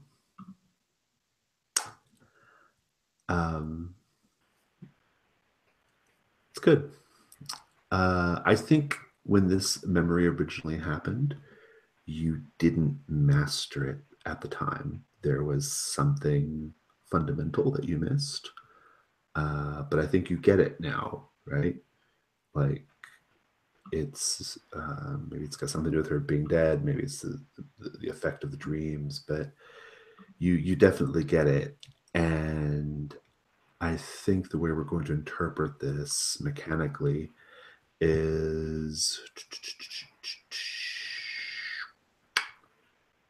let's say you have you guys are in a cold land right now. I'm going to give you a +1 forward to any kind of survival types roll or any kind of like wilderness type roll in cold lands. Okay. Cool. But otherwise, just to give me the insight though. Like, how does this look? Like, what did you learn? I would like it to be like we get all these flashes that I don't want to go into, but I think we see like his childhood upbringing, stuff like that. And we see that in a sense, when he was younger, there was some form of toxic masculinity, basically, that he had to get rid of. And so he was still mastering that in the dream, or up until the dream. And then when she says that in the dream, he's much older now and he is able to take on some feminine characteristics, and he took care of the tribe and all that kind of stuff. So I think that when she touches the chest, there's like a handprint there, and it spreads out to like his heart, and it lights him ablaze, basically. Nice. Good. All right, artists. Tell me about your dream. Yeah. So artist comes to in his dream, and it's a memory of earlier in his childhood, back when his family was still alive and well.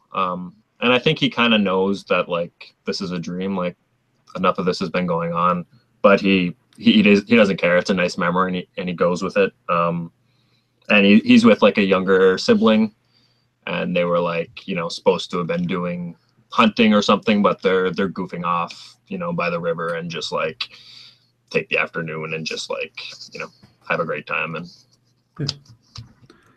Let's roll. Let's see how that goes. Right. Not bad. A good dream.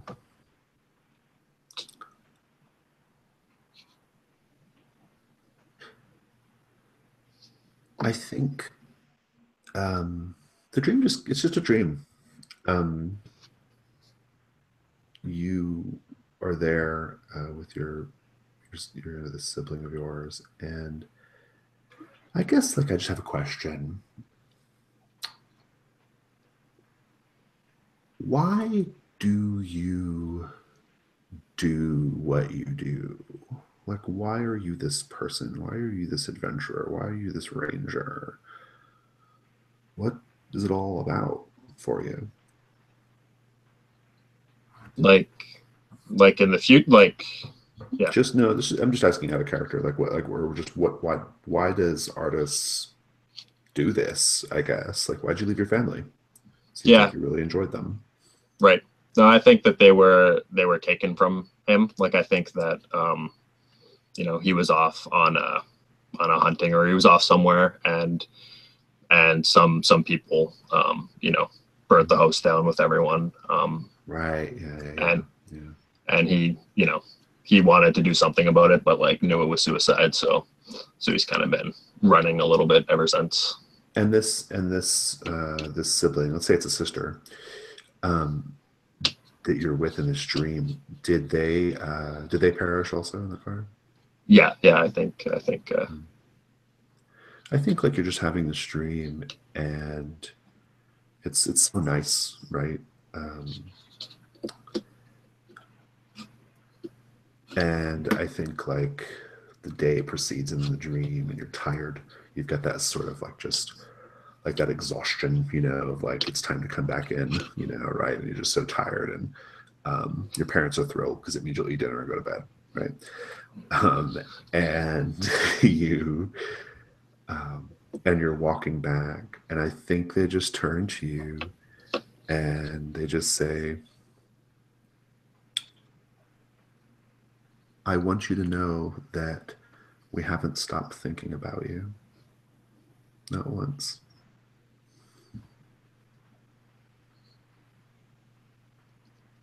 And then we'll just end there.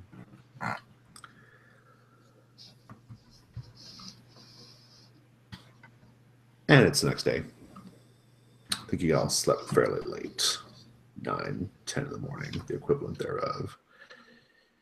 And yeah, everybody's got their hit points re-rolled. I think we'll probably head out into the wilderness. I think Jurek, a great place to get them going on their journey before you bid them adieu.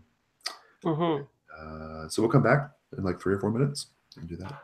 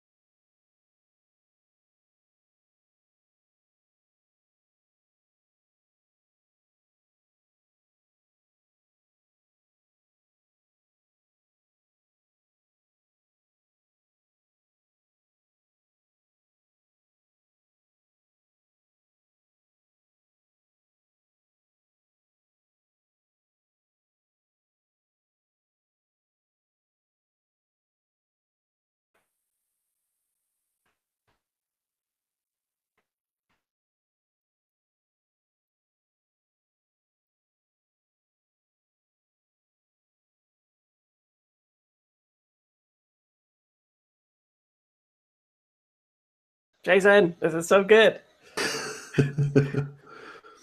Yeah. Every time we have one of these sessions, I'm like, no, this is my favorite one. It's good. I'm always trying to up my game, right? Yeah. Well, Yeah, it's a surprisingly emotional little sequence of scenes, I think. yeah. Fuck the original module. Yeah, the original module wouldn't have gotten us there, that's for sure. Yeah, the Hex King is way cooler than Flame Boy, man. Like spider legs and shit. Like I'm digging it. Well, I liked Kelvin. I like Kelvin. Yeah, I actually think the Kelvin version of Flame is pretty good, but I like him too. Yeah. I feel like you should stop calling him Flame and just call him Kelvin forever now. All right, I've got to find. I got confused. I'm like, you're talking about Flame? Who was Kelvin? I don't like this new reality that we're living in. Those dream scenes were really good, though. I really enjoyed those. Right. And I love how the Die of Fate affects my thinking on that. Like that is like, bar none my favorite part of World of Dungeons. Like I love the Die of Fate. Mm-hmm. It's kind of like it reminds me of For Love of the Game with the pride and like the two dualities where you roll, right? Yeah. For the Love of the Game, did you change the name of it? No, Young at Heart. Yeah, you wrote that, right? I start to say For Love of the Game now because my brother's wife misheard me say it one time, and now she calls it Young and Hard all the time. Oh no. Yeah. I'm pulling up some notes, but while I'm doing that, I played Phil Vecchione and Cinda Lanau's game they're working on at Metatopia called Turning Point. Really good game. They basically just made Young and Hard. Like they made Young and Hard, but not like baseball. It's like other stuff, but it's the same idea. Like you're at this, like you have to make a decision about like a thing, and like the past, the decisions you made in the past and how you coped with certain decisions like affects your present days. Well, they might be sad when I release all the other scenarios for that system. Yeah. Okay. Let's get this thing here. Damn it, I can't. I'm just looking for a map. I'm gonna find it. I want to use this map. Yay, maps. Yay, maps. Let me guess, it has a long river. Hold on, we got it here. It's got some mountains for sure. Actually, I have a picture of Fort Asylum too. I should clip that for you as well. Oh, cool. In case you're curious what it looked like as you're leaving. Where are you gonna put it? Is there a board? Yeah, there's a picture board on the. Oh, I'll have to check that out. In the folder. I just go by recents, so I just pulled up the exact same things. Yeah, there's a picture of you. There's a picture of other folks in there. Let's see. I can link it. Hold on. Yeah, link would be good. Yes, I don't know if Zalzane actually has that like headdress on. Maybe that's like what he wore in his shop in Baladosk, but I think he's just got like some longer greasy hair now. Sure. Buyer's remorse. Whoa, that's Fort Asylum. That's smaller. Oh. Ooh. Oh, hey. Mysterious little mountain there, or volcano. Yeah, no. A fiery mountain. Yeah. And then we got a map as well. I'll grab that. The map, I think I have to spin the map around though. I keep forgetting how old Jurek is. He's a really old guy. Yeah. So He's not young and hard anymore. I'm gonna make that bigger. Let's see what you did there. I'm gonna cover Pustule for a minute. Yeah. How dare you? Forever. My Pustule deleted. Gaze upon his fleshy orb like. I'm gonna make this big just while we do this. So we can make it smaller. Sure. All right, because I can't read it. There we go. Yeah, I have no idea. All right, cool. So the fort is right down at the lower middle where it says Fort A. That's the beginning of the adventure. You're not even meant to stop there. You just like keep going. But here we are. Here we are, point A. But point A. Okay. So this dotted line represents the trail that the knights took. Okay. It represents the trail the knights took, and that is the trail that like you'd be following to investigate what was happening. Artists, it's a particular interest to you to find Clovis, right? Following that trail is going to be pretty easy, especially because you have artists. So I'm not going to require any particular roles for that. That's going to be easy. But there could be encounters along the way. And basically there's going to be encounters in the sort of like plains area right before you get into the pass. And then we'll do a couple of die rolls for the pass itself until we get to where we need to be. So as you're heading out, and I assume you're heading out, I'm not really giving you a choice, we're just heading out. As we're heading out, getting away from Fort Asylum, do you guys share your dreams with each other? Or do you keep that to yourself? Zalzane wants to put together like a dream conspiracy board so he can like put all the pieces together. So I don't know if you guys like he doesn't push hard, but he encourages everyone to share at least like some details so that he can have like you know put all his webs together. Nice. Oh, I'm gonna give you guys your XP reward right now too for what we've done so far. Yeah, Jurek definitely shares. I think it's like a reciprocation, especially after everybody was, you know, like trying to comfort him with his grief and whatnot. Everyone can mark down 600 XP. Sweet. Yeah, I think artists will share his dreams with Phil Zane. Artist is permanently Liam Neeson in my mind now. P.S. I will find you. So I think just like we don't need to do a full scene, but I think we get like Zalzane stalking back and forth, and he says, "Well, we would be fools not to. We would be remiss not to put together that the fire beckons all of us closer. It's time. It's pervasive throughout all of our dreams, and I've confronted Yorobi themselves, and they took a form similar to the imagery that continues to haunt us. Now, this knight that came back to the town, he was badly burned. Yes, I think we should pursue his path. The gnomes may have more information for us, maybe able to point us in a direction, but I believe that we must confront this fire. We must be prepared, and I do not know how, but we must confront it. I like look at the mountain with flames. I'm like, wonder where he got burned. Could it be that smoking mountain up there? Indeed. Glad to see you're observant. I'm going to roll a die fate to determine how the journey through the plains, this sort of, I think it's like maybe it's like a half day kind of like donkey horse ride through this sort of like flat open wilderness before you get to the pass. So let's just roll that up and see how it goes. Definitely donkey for Zalzane. There we go. That's what I'm talking about.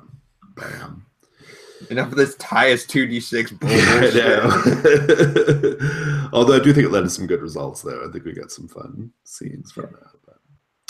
But, I liked having emotional scenes. I think that was more. It was a good like contrapoint to the Freddy Krueger-esque horror of Hex King ripping out of Uma's body in the previous stream, and the weird sort of David Lynch quiet voice mouthing of Clovis. So, okay. Well, so here's I'm gonna use the text now. I'm gonna use the actual module to see what you guys might run into. Boy, one's not good, right? Oof. I don't know. I kind of would. I keep Go thinking ahead. of. I keep thinking of Owen Wilson being like scariest environment imaginable from Armageddon.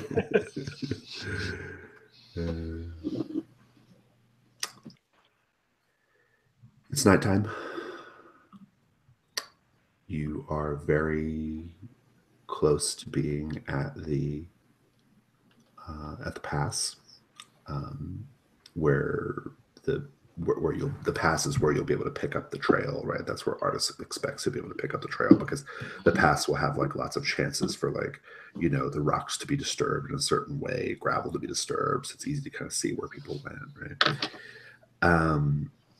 But you're at camp right now, and you're at camp. I think one of you is keeping watch while the others get some shut eye.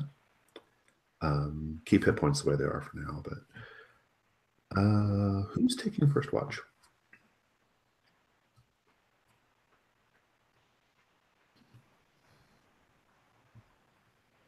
Moon poison. Sure. Moon poison. Moon poison. You're taking first watch. Everyone's sleeping. You're probably watching their body to make sure they're not like caught up in a Europe dream cycle or anything, right? You know, but everyone seems to be kind of doing okay. How do you pass the time while you're on watch, Moon poison? I feel like what I'm doing while I think I'm kind of examining my little bug, my little golden scarab in a jar. I'm just kind of like playing with it, sort of absent-mindedly. I can't play my music, but maybe I'm. Oh no! You know what I'm actually doing? I'm reading that book on lichdom. That's what I'm doing. Yeah. That's really pleasant reading in the middle of the night, right? When else would you read it? Fair enough. At a certain point, you hear an owl hooting. Not totally unusual, right? But it's like woo, woo, woo, woo, right? Nothing particularly unusual about that. Really? No. And then it keeps going, and it's getting like bigger, like right? Deeper, bigger. And you see an owl in silhouette against the moon. This loud, echoey hoot. Right? It's a real owl, though. It is an owl, yeah. It's not an owl bear again. No. And you're watching it, and it's kind of like flying in your direction. You know, maybe it's caught wind of a mouse or something, right? And it's getting bigger and bigger as it gets closer. You realize that maybe there's a visual trick being played, because this owl seems much bigger than it should be based off how far away you thought it was. And then you realize, quite to your horror, that it's a giant owl that is swooping down. You are the mouse. And what do you do?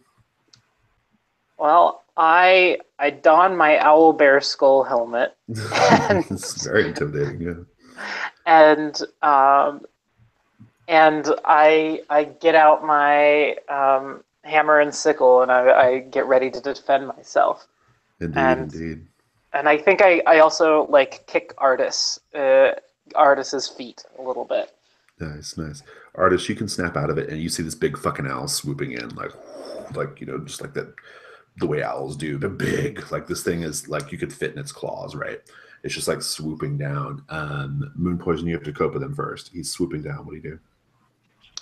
I think what I'm gonna do is I'm gonna just kind of like I'm gonna raise up my sickle to try to slash at its belly as it's coming at me. Nice, nice. Roll plus strength. Let's do it.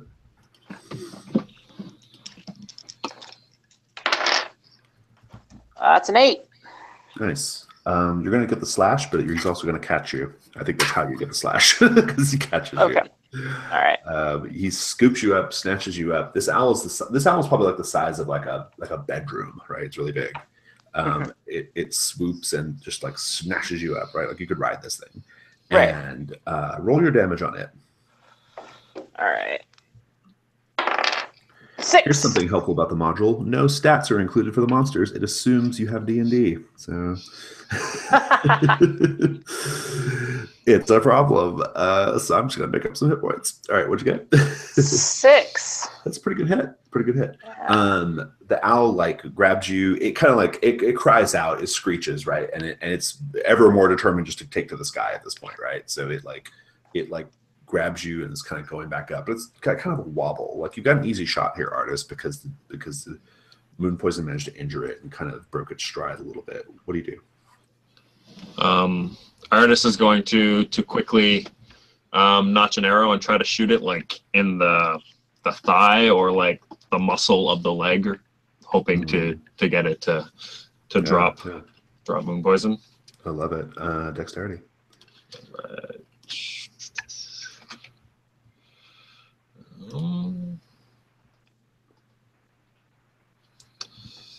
Oh, that's not good though. That's a 6. That's a 6. All right. Oh no! Arrow.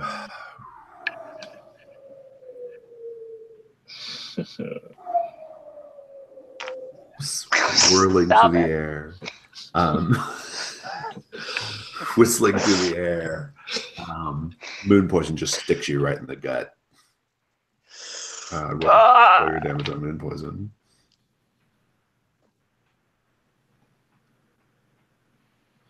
Artist, just wait. Oh, I hit Moon Poison. You hit Moon Poison. Yeah. Oh, that's what happened. Okay. All right. Yep. Yeah, you hit me. Roll low. Yeah. There's a Freudian slip from the start of the adventure. Oh yeah. Let me just check. Do I have to put the volley in there? Or What do you mean? +2 damage to ranged. That's Yeah. That's the same. I was hoping it was worded differently. All right. Oh, Moon Poison's got tons of hit points. She'll be all right. And so that's 4. 4. Okay. Not 4's too bad, okay. not too bad. 4's all right. Yeah. But the owl's taking flight. More importantly, the owl is taking flight. Moon Poison, you are caught. I assume the other 2 people will be aroused at this point.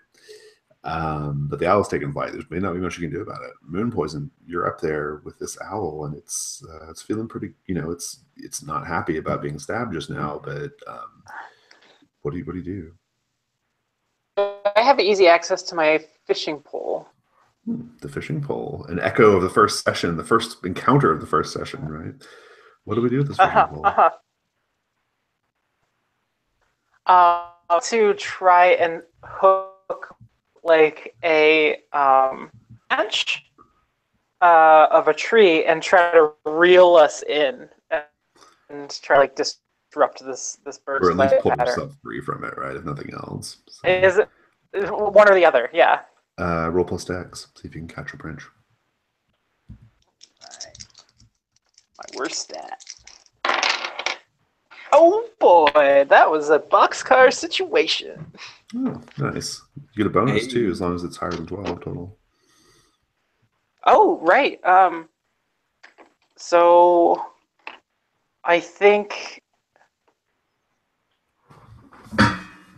sort of I feel like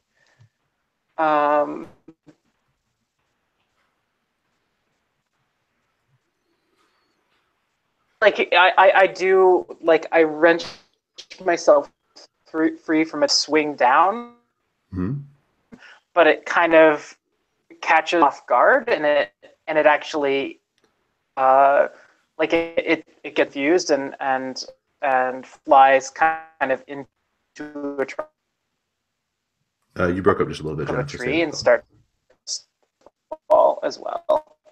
Oh, okay. So, I see. Oh, I think what happens is, yeah, Okay, so you wrench free from the owl hits a tree. Hits a tree. Got it. Oh, nice. Okay, I'm into that. Yeah, that's what happens. Yeah. You and everybody else, you see moon poison in the moonlight, like, fly down, sail down, like, like from her with her fishing line or whatever. And the owl kind of like loses its balance or whatever, or kind of reacts too slowly or is surprised, and it causes the owl to like smash up against this big tall redwood, right? Like just pop, and it kind of like goes tumbling, down. You can't. I mean, you can go closer to investigate or whatever, but you can't see like what happened to it once it fell down to the ground. Sure, what do you do? I think I'd try to go over to where the owl was. So the owl is like so big it can pick up a person? Oh yeah, yeah. Like, so how big is it? Is it like 2 people big, basically? Like you could ride it. Ooh, okay. Like, Yeah, I definitely go check it size? out. Yeah, I want to use it like a tauntaun. No, I'm just kidding. Let's go. Everyone, this is my home now. Yeah. This is how I make my exit. Yeah, exactly. You can come find me in my home later. But, yeah, I think Jurek cautiously, like as it's falling from the sky, he runs after it. You get close, Jurek. You for a while, for a little bit, you just hear like your boots crunching in the snow, right? In the moonlight. Crunch, crunch, crunch. As you get closer, though, you hear the owl with a sort of like a sort of like kind of whistling, yelping in pain, right? Like it's injured. And you see the silhouette of its wing just kind of like bobbing and batting, right? Like it's clearly injured, like it can't take flight again. Right? And you knew that you're there. It's huge, right? Like it's this massive thing right in front of you, like injured. What do you do? Is this like a natural thing or a perversion of something? No, it's an actual animal, just a really big one. Yeah. Okay, so it's like a dire owl or whatever, right? Well, yeah, it's not like some magical construct, if that's what you're asking. Yeah. Okay.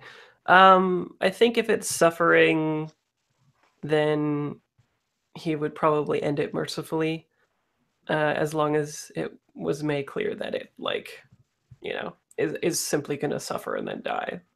Yeah, Not necessarily. I don't know. I mean, what do you guys think? I mean, anybody else going to go up there with Jurek, or? Yeah, I think I'm going to go, and I'm going to see if I can use Cure to try and heal it, and by doing so, ingratiate itself to us. Oh, interesting. We're going to be like the smart people in Lord of the Rings that take the ravens right to the fucking mountain. Okay. Yeah. There's apparently some reason why they couldn't do that. It's explained somewhere. I remember reading about it somewhere. I know. I tweeted it one time, and like people flocked. That's for sure. So Cure is a spell or something, or no, it's just my special ability. Oh yeah, magical. Okay, yeah, I just need to pull it up. Cure. You can attempt to neutralize poisons, remove curses, or heal wounds with a touch. All right. Well, give me a wisdom roll. Moon poison. See how it is.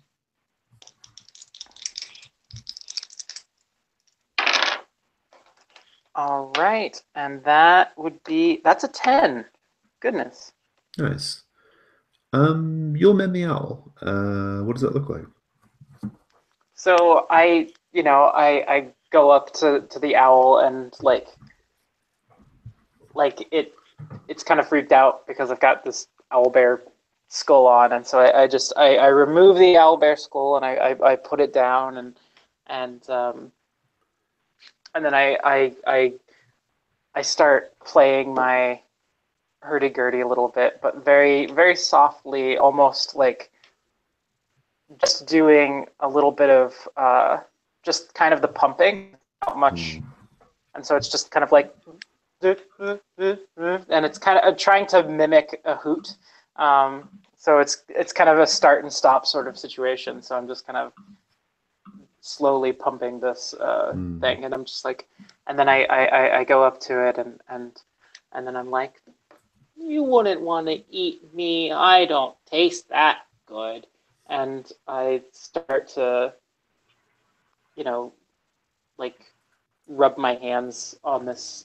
And, keep in mind, in the movie, she's a Muppet. So it's just like, and the owl is also like, very, very much an animatronic creature. And so like, it's just like, like it's like this Muppet is coming up and petting this owl's fur, and like there's sort of a mystical energy, and the owl kind of starts to coo to the music. So it's kind of what it looks like. Yeah, I like it. It's good. It'll just take off for now. It might maybe make an appearance, a little cameo later on, but yeah, it takes flight, and it's all good. Yeah.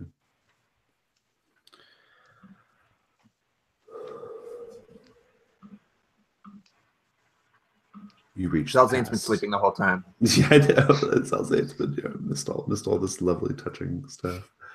And I don't know if you guys intended to, but this totally hits his flag because nobody woke him up again. Last owlbear with the bone darts. And now you just let him sleep again, and whispering to his beloved in his sleep kind of thing, and then he just wakes up and like shambles over. But yeah, we can cut ahead. But yeah. Well, and it's especially offensive because everyone knows that owls are deeply symbolic animals when it comes to dreams, right? So it's no mistake that this giant owl swooped in. Yeah. And you missed all of it, Zalzane. And I start ranting to everybody about it. Like, If you were woken, you would have killed it, and that would not have been acceptable. Hey, Zalzane understands the symbols, okay? He doesn't kill all of them. You reach the pass. This pass has a name. I have to find out what it is. Roaring Peak Pass.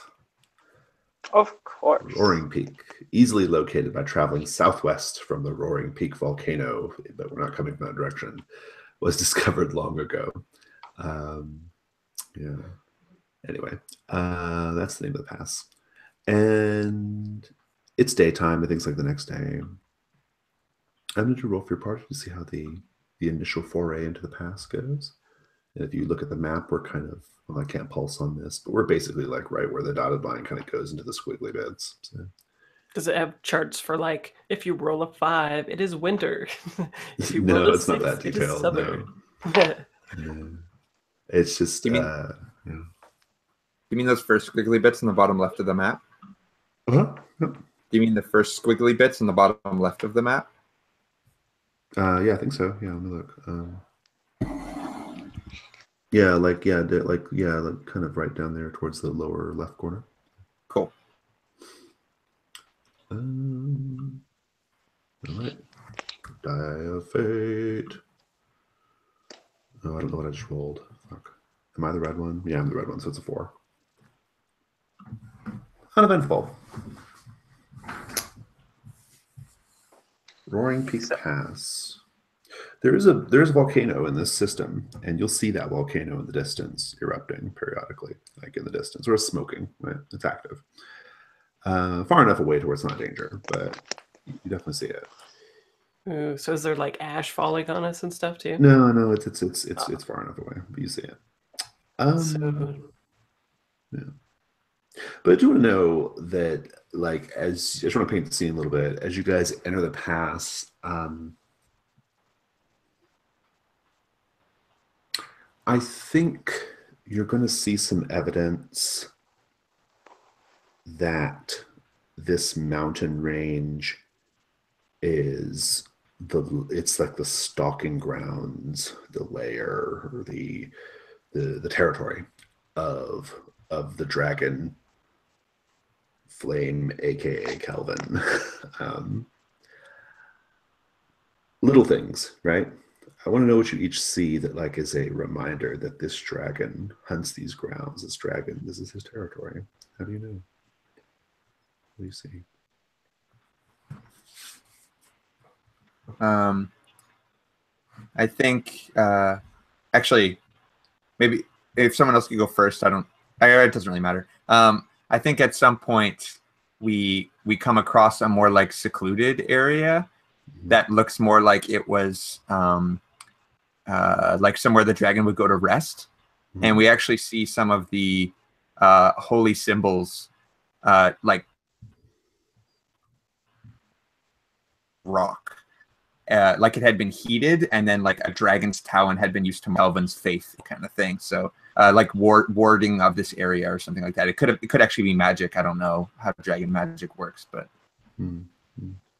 Yes. Anybody else?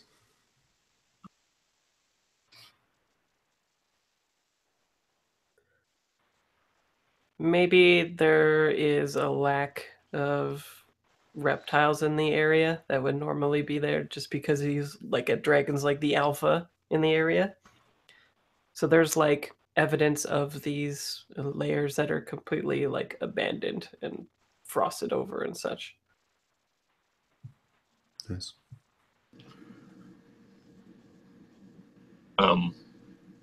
I think at one point we cross like there's like a high bank that has like a pretty good view, and there's like some big talon marks like in the ground or in like into the rock. Wouldn't normally be visible, but artist catches a glimpse of it way up there. Yeah, artist would see it, right? There's a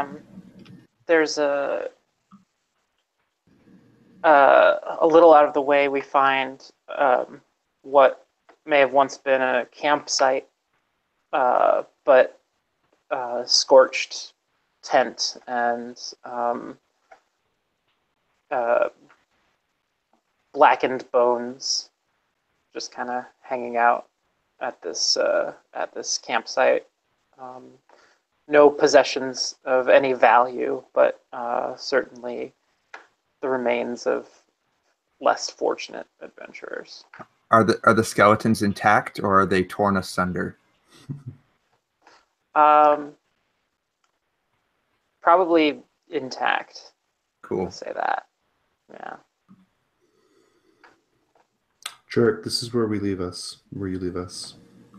Why do you leave? Why do you not go any further?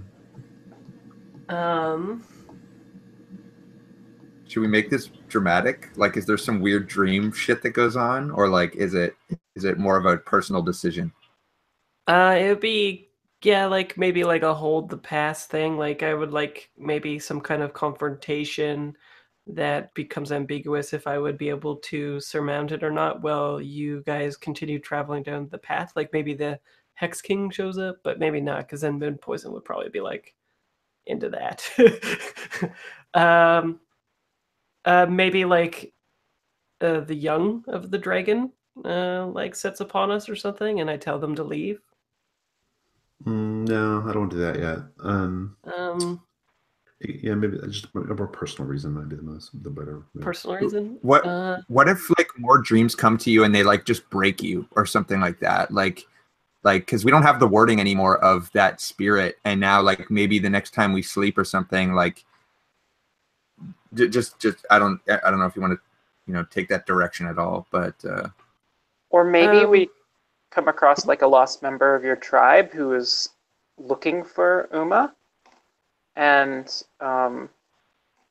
they maybe need your help or something. Well, maybe like as we're going down the path, another way is sort of like shown to me through a way of like, maybe I'm like I just see something off of the path, and it looks like some sort of guide from my sister, and I go to follow it, something like that. Like maybe in So you just wander off, basically. yeah, like I think maybe in a dream that night, like after that ordeal with the owl or something, or the next one, whatever. Numa comes to me in a dream and says there's like another path for me to walk, and to trust her and trust their companions to do what they need to do. And there's sort of like a light that is maybe like a fire maybe in the distance, and we get like a shot of the fire and the smoke from the volcano, and then like a more smaller lighter one that is illuminated out there, and we just see Jurek like crunching through the snow. Good.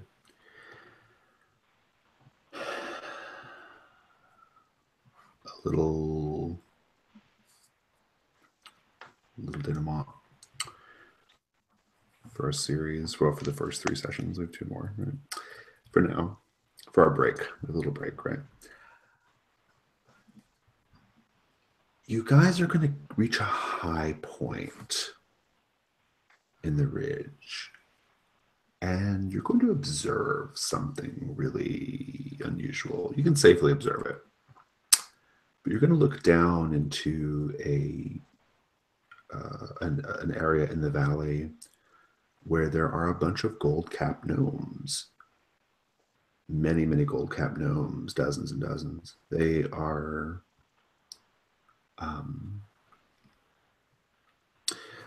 pushing forward a group of other gold-capped gnomes, maybe 4 or 5. Yep. In shackles. And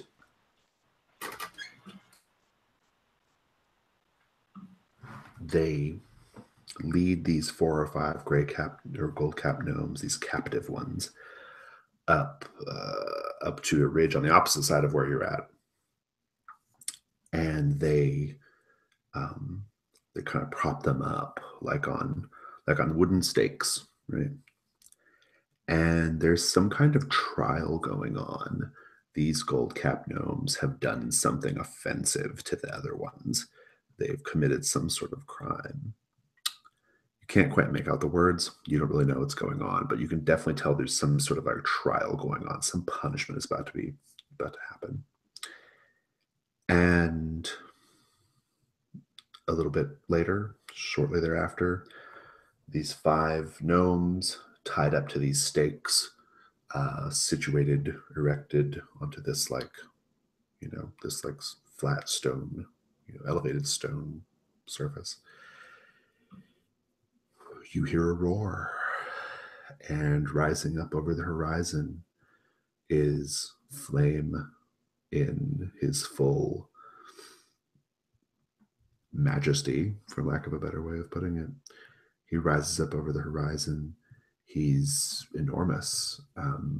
He blots out the sun, actually, as he rises up over the horizon. And he just unleashes a massive cone of flame on these tied up gold-capped gnomes. And you just hear them scream and then eventually go silent. And then he whips his wings and tail around and continues flying further to the north and east in the general direction that you're all headed.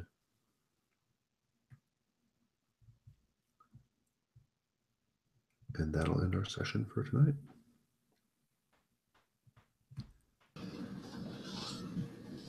I've got a picture of, in case you guys have not seen the dragon, because he's on the cover of this issue of Dungeon Magazine. He is big. He's real big. He is real big.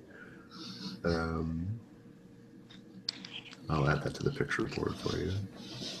We I didn't want to interrupt when we moved past it, but I think as Jurek left, I think Zalzane took like a piece of leather from his bag and basically said like, you know, I don't know which path is the right one for you, but or he says, I don't know where this path will take you, but if your dream showed it to you, it must be the right one. I give you this piece of leather that has like a handprint that's kind of like with like it's kind of like a light with a flame in the background, and like normally he would make this into like a drum head or something like that, but like he didn't have time to complete it, so he just gives you this drawing that he's done that's supposed to represent your sister, and just says like,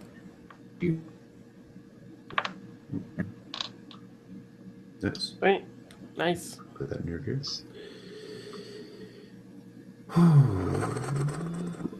dragon. That's a big dragon. Yeah, that's a big dragon. Cool. Well, we've got 2 more sessions. I will, if you guys want to debrief, we can. I'll be over there in a couple of minutes on the Discord if anybody wants to join us. I'll get a Discord link too. Put it in here in case you need it. Sure. Yeah, I'll be there. Yeah, this was super enjoyable, especially this session. I had a really good time, and Jason knows that I like the feels, so I was into it. Yeah, that's fun. Here's a link. Also, good luck with that dragon. I'm kind of glad I'm gone. Thanks. Yeah, Mr. Kelvin Flame is a big boy. Like, damn. I will. I'll put the link in the. I'll put the link in the little hangout rather than the text, or rather than the chat here. I'll put it in the hangouts.google.com chat. So it's in there. Sounds good. All right, cool. I'll be there in like 2 or 3 minutes. Okay. Okay. Cool. All right. See you guys. Yeah. Thanks. Yeah.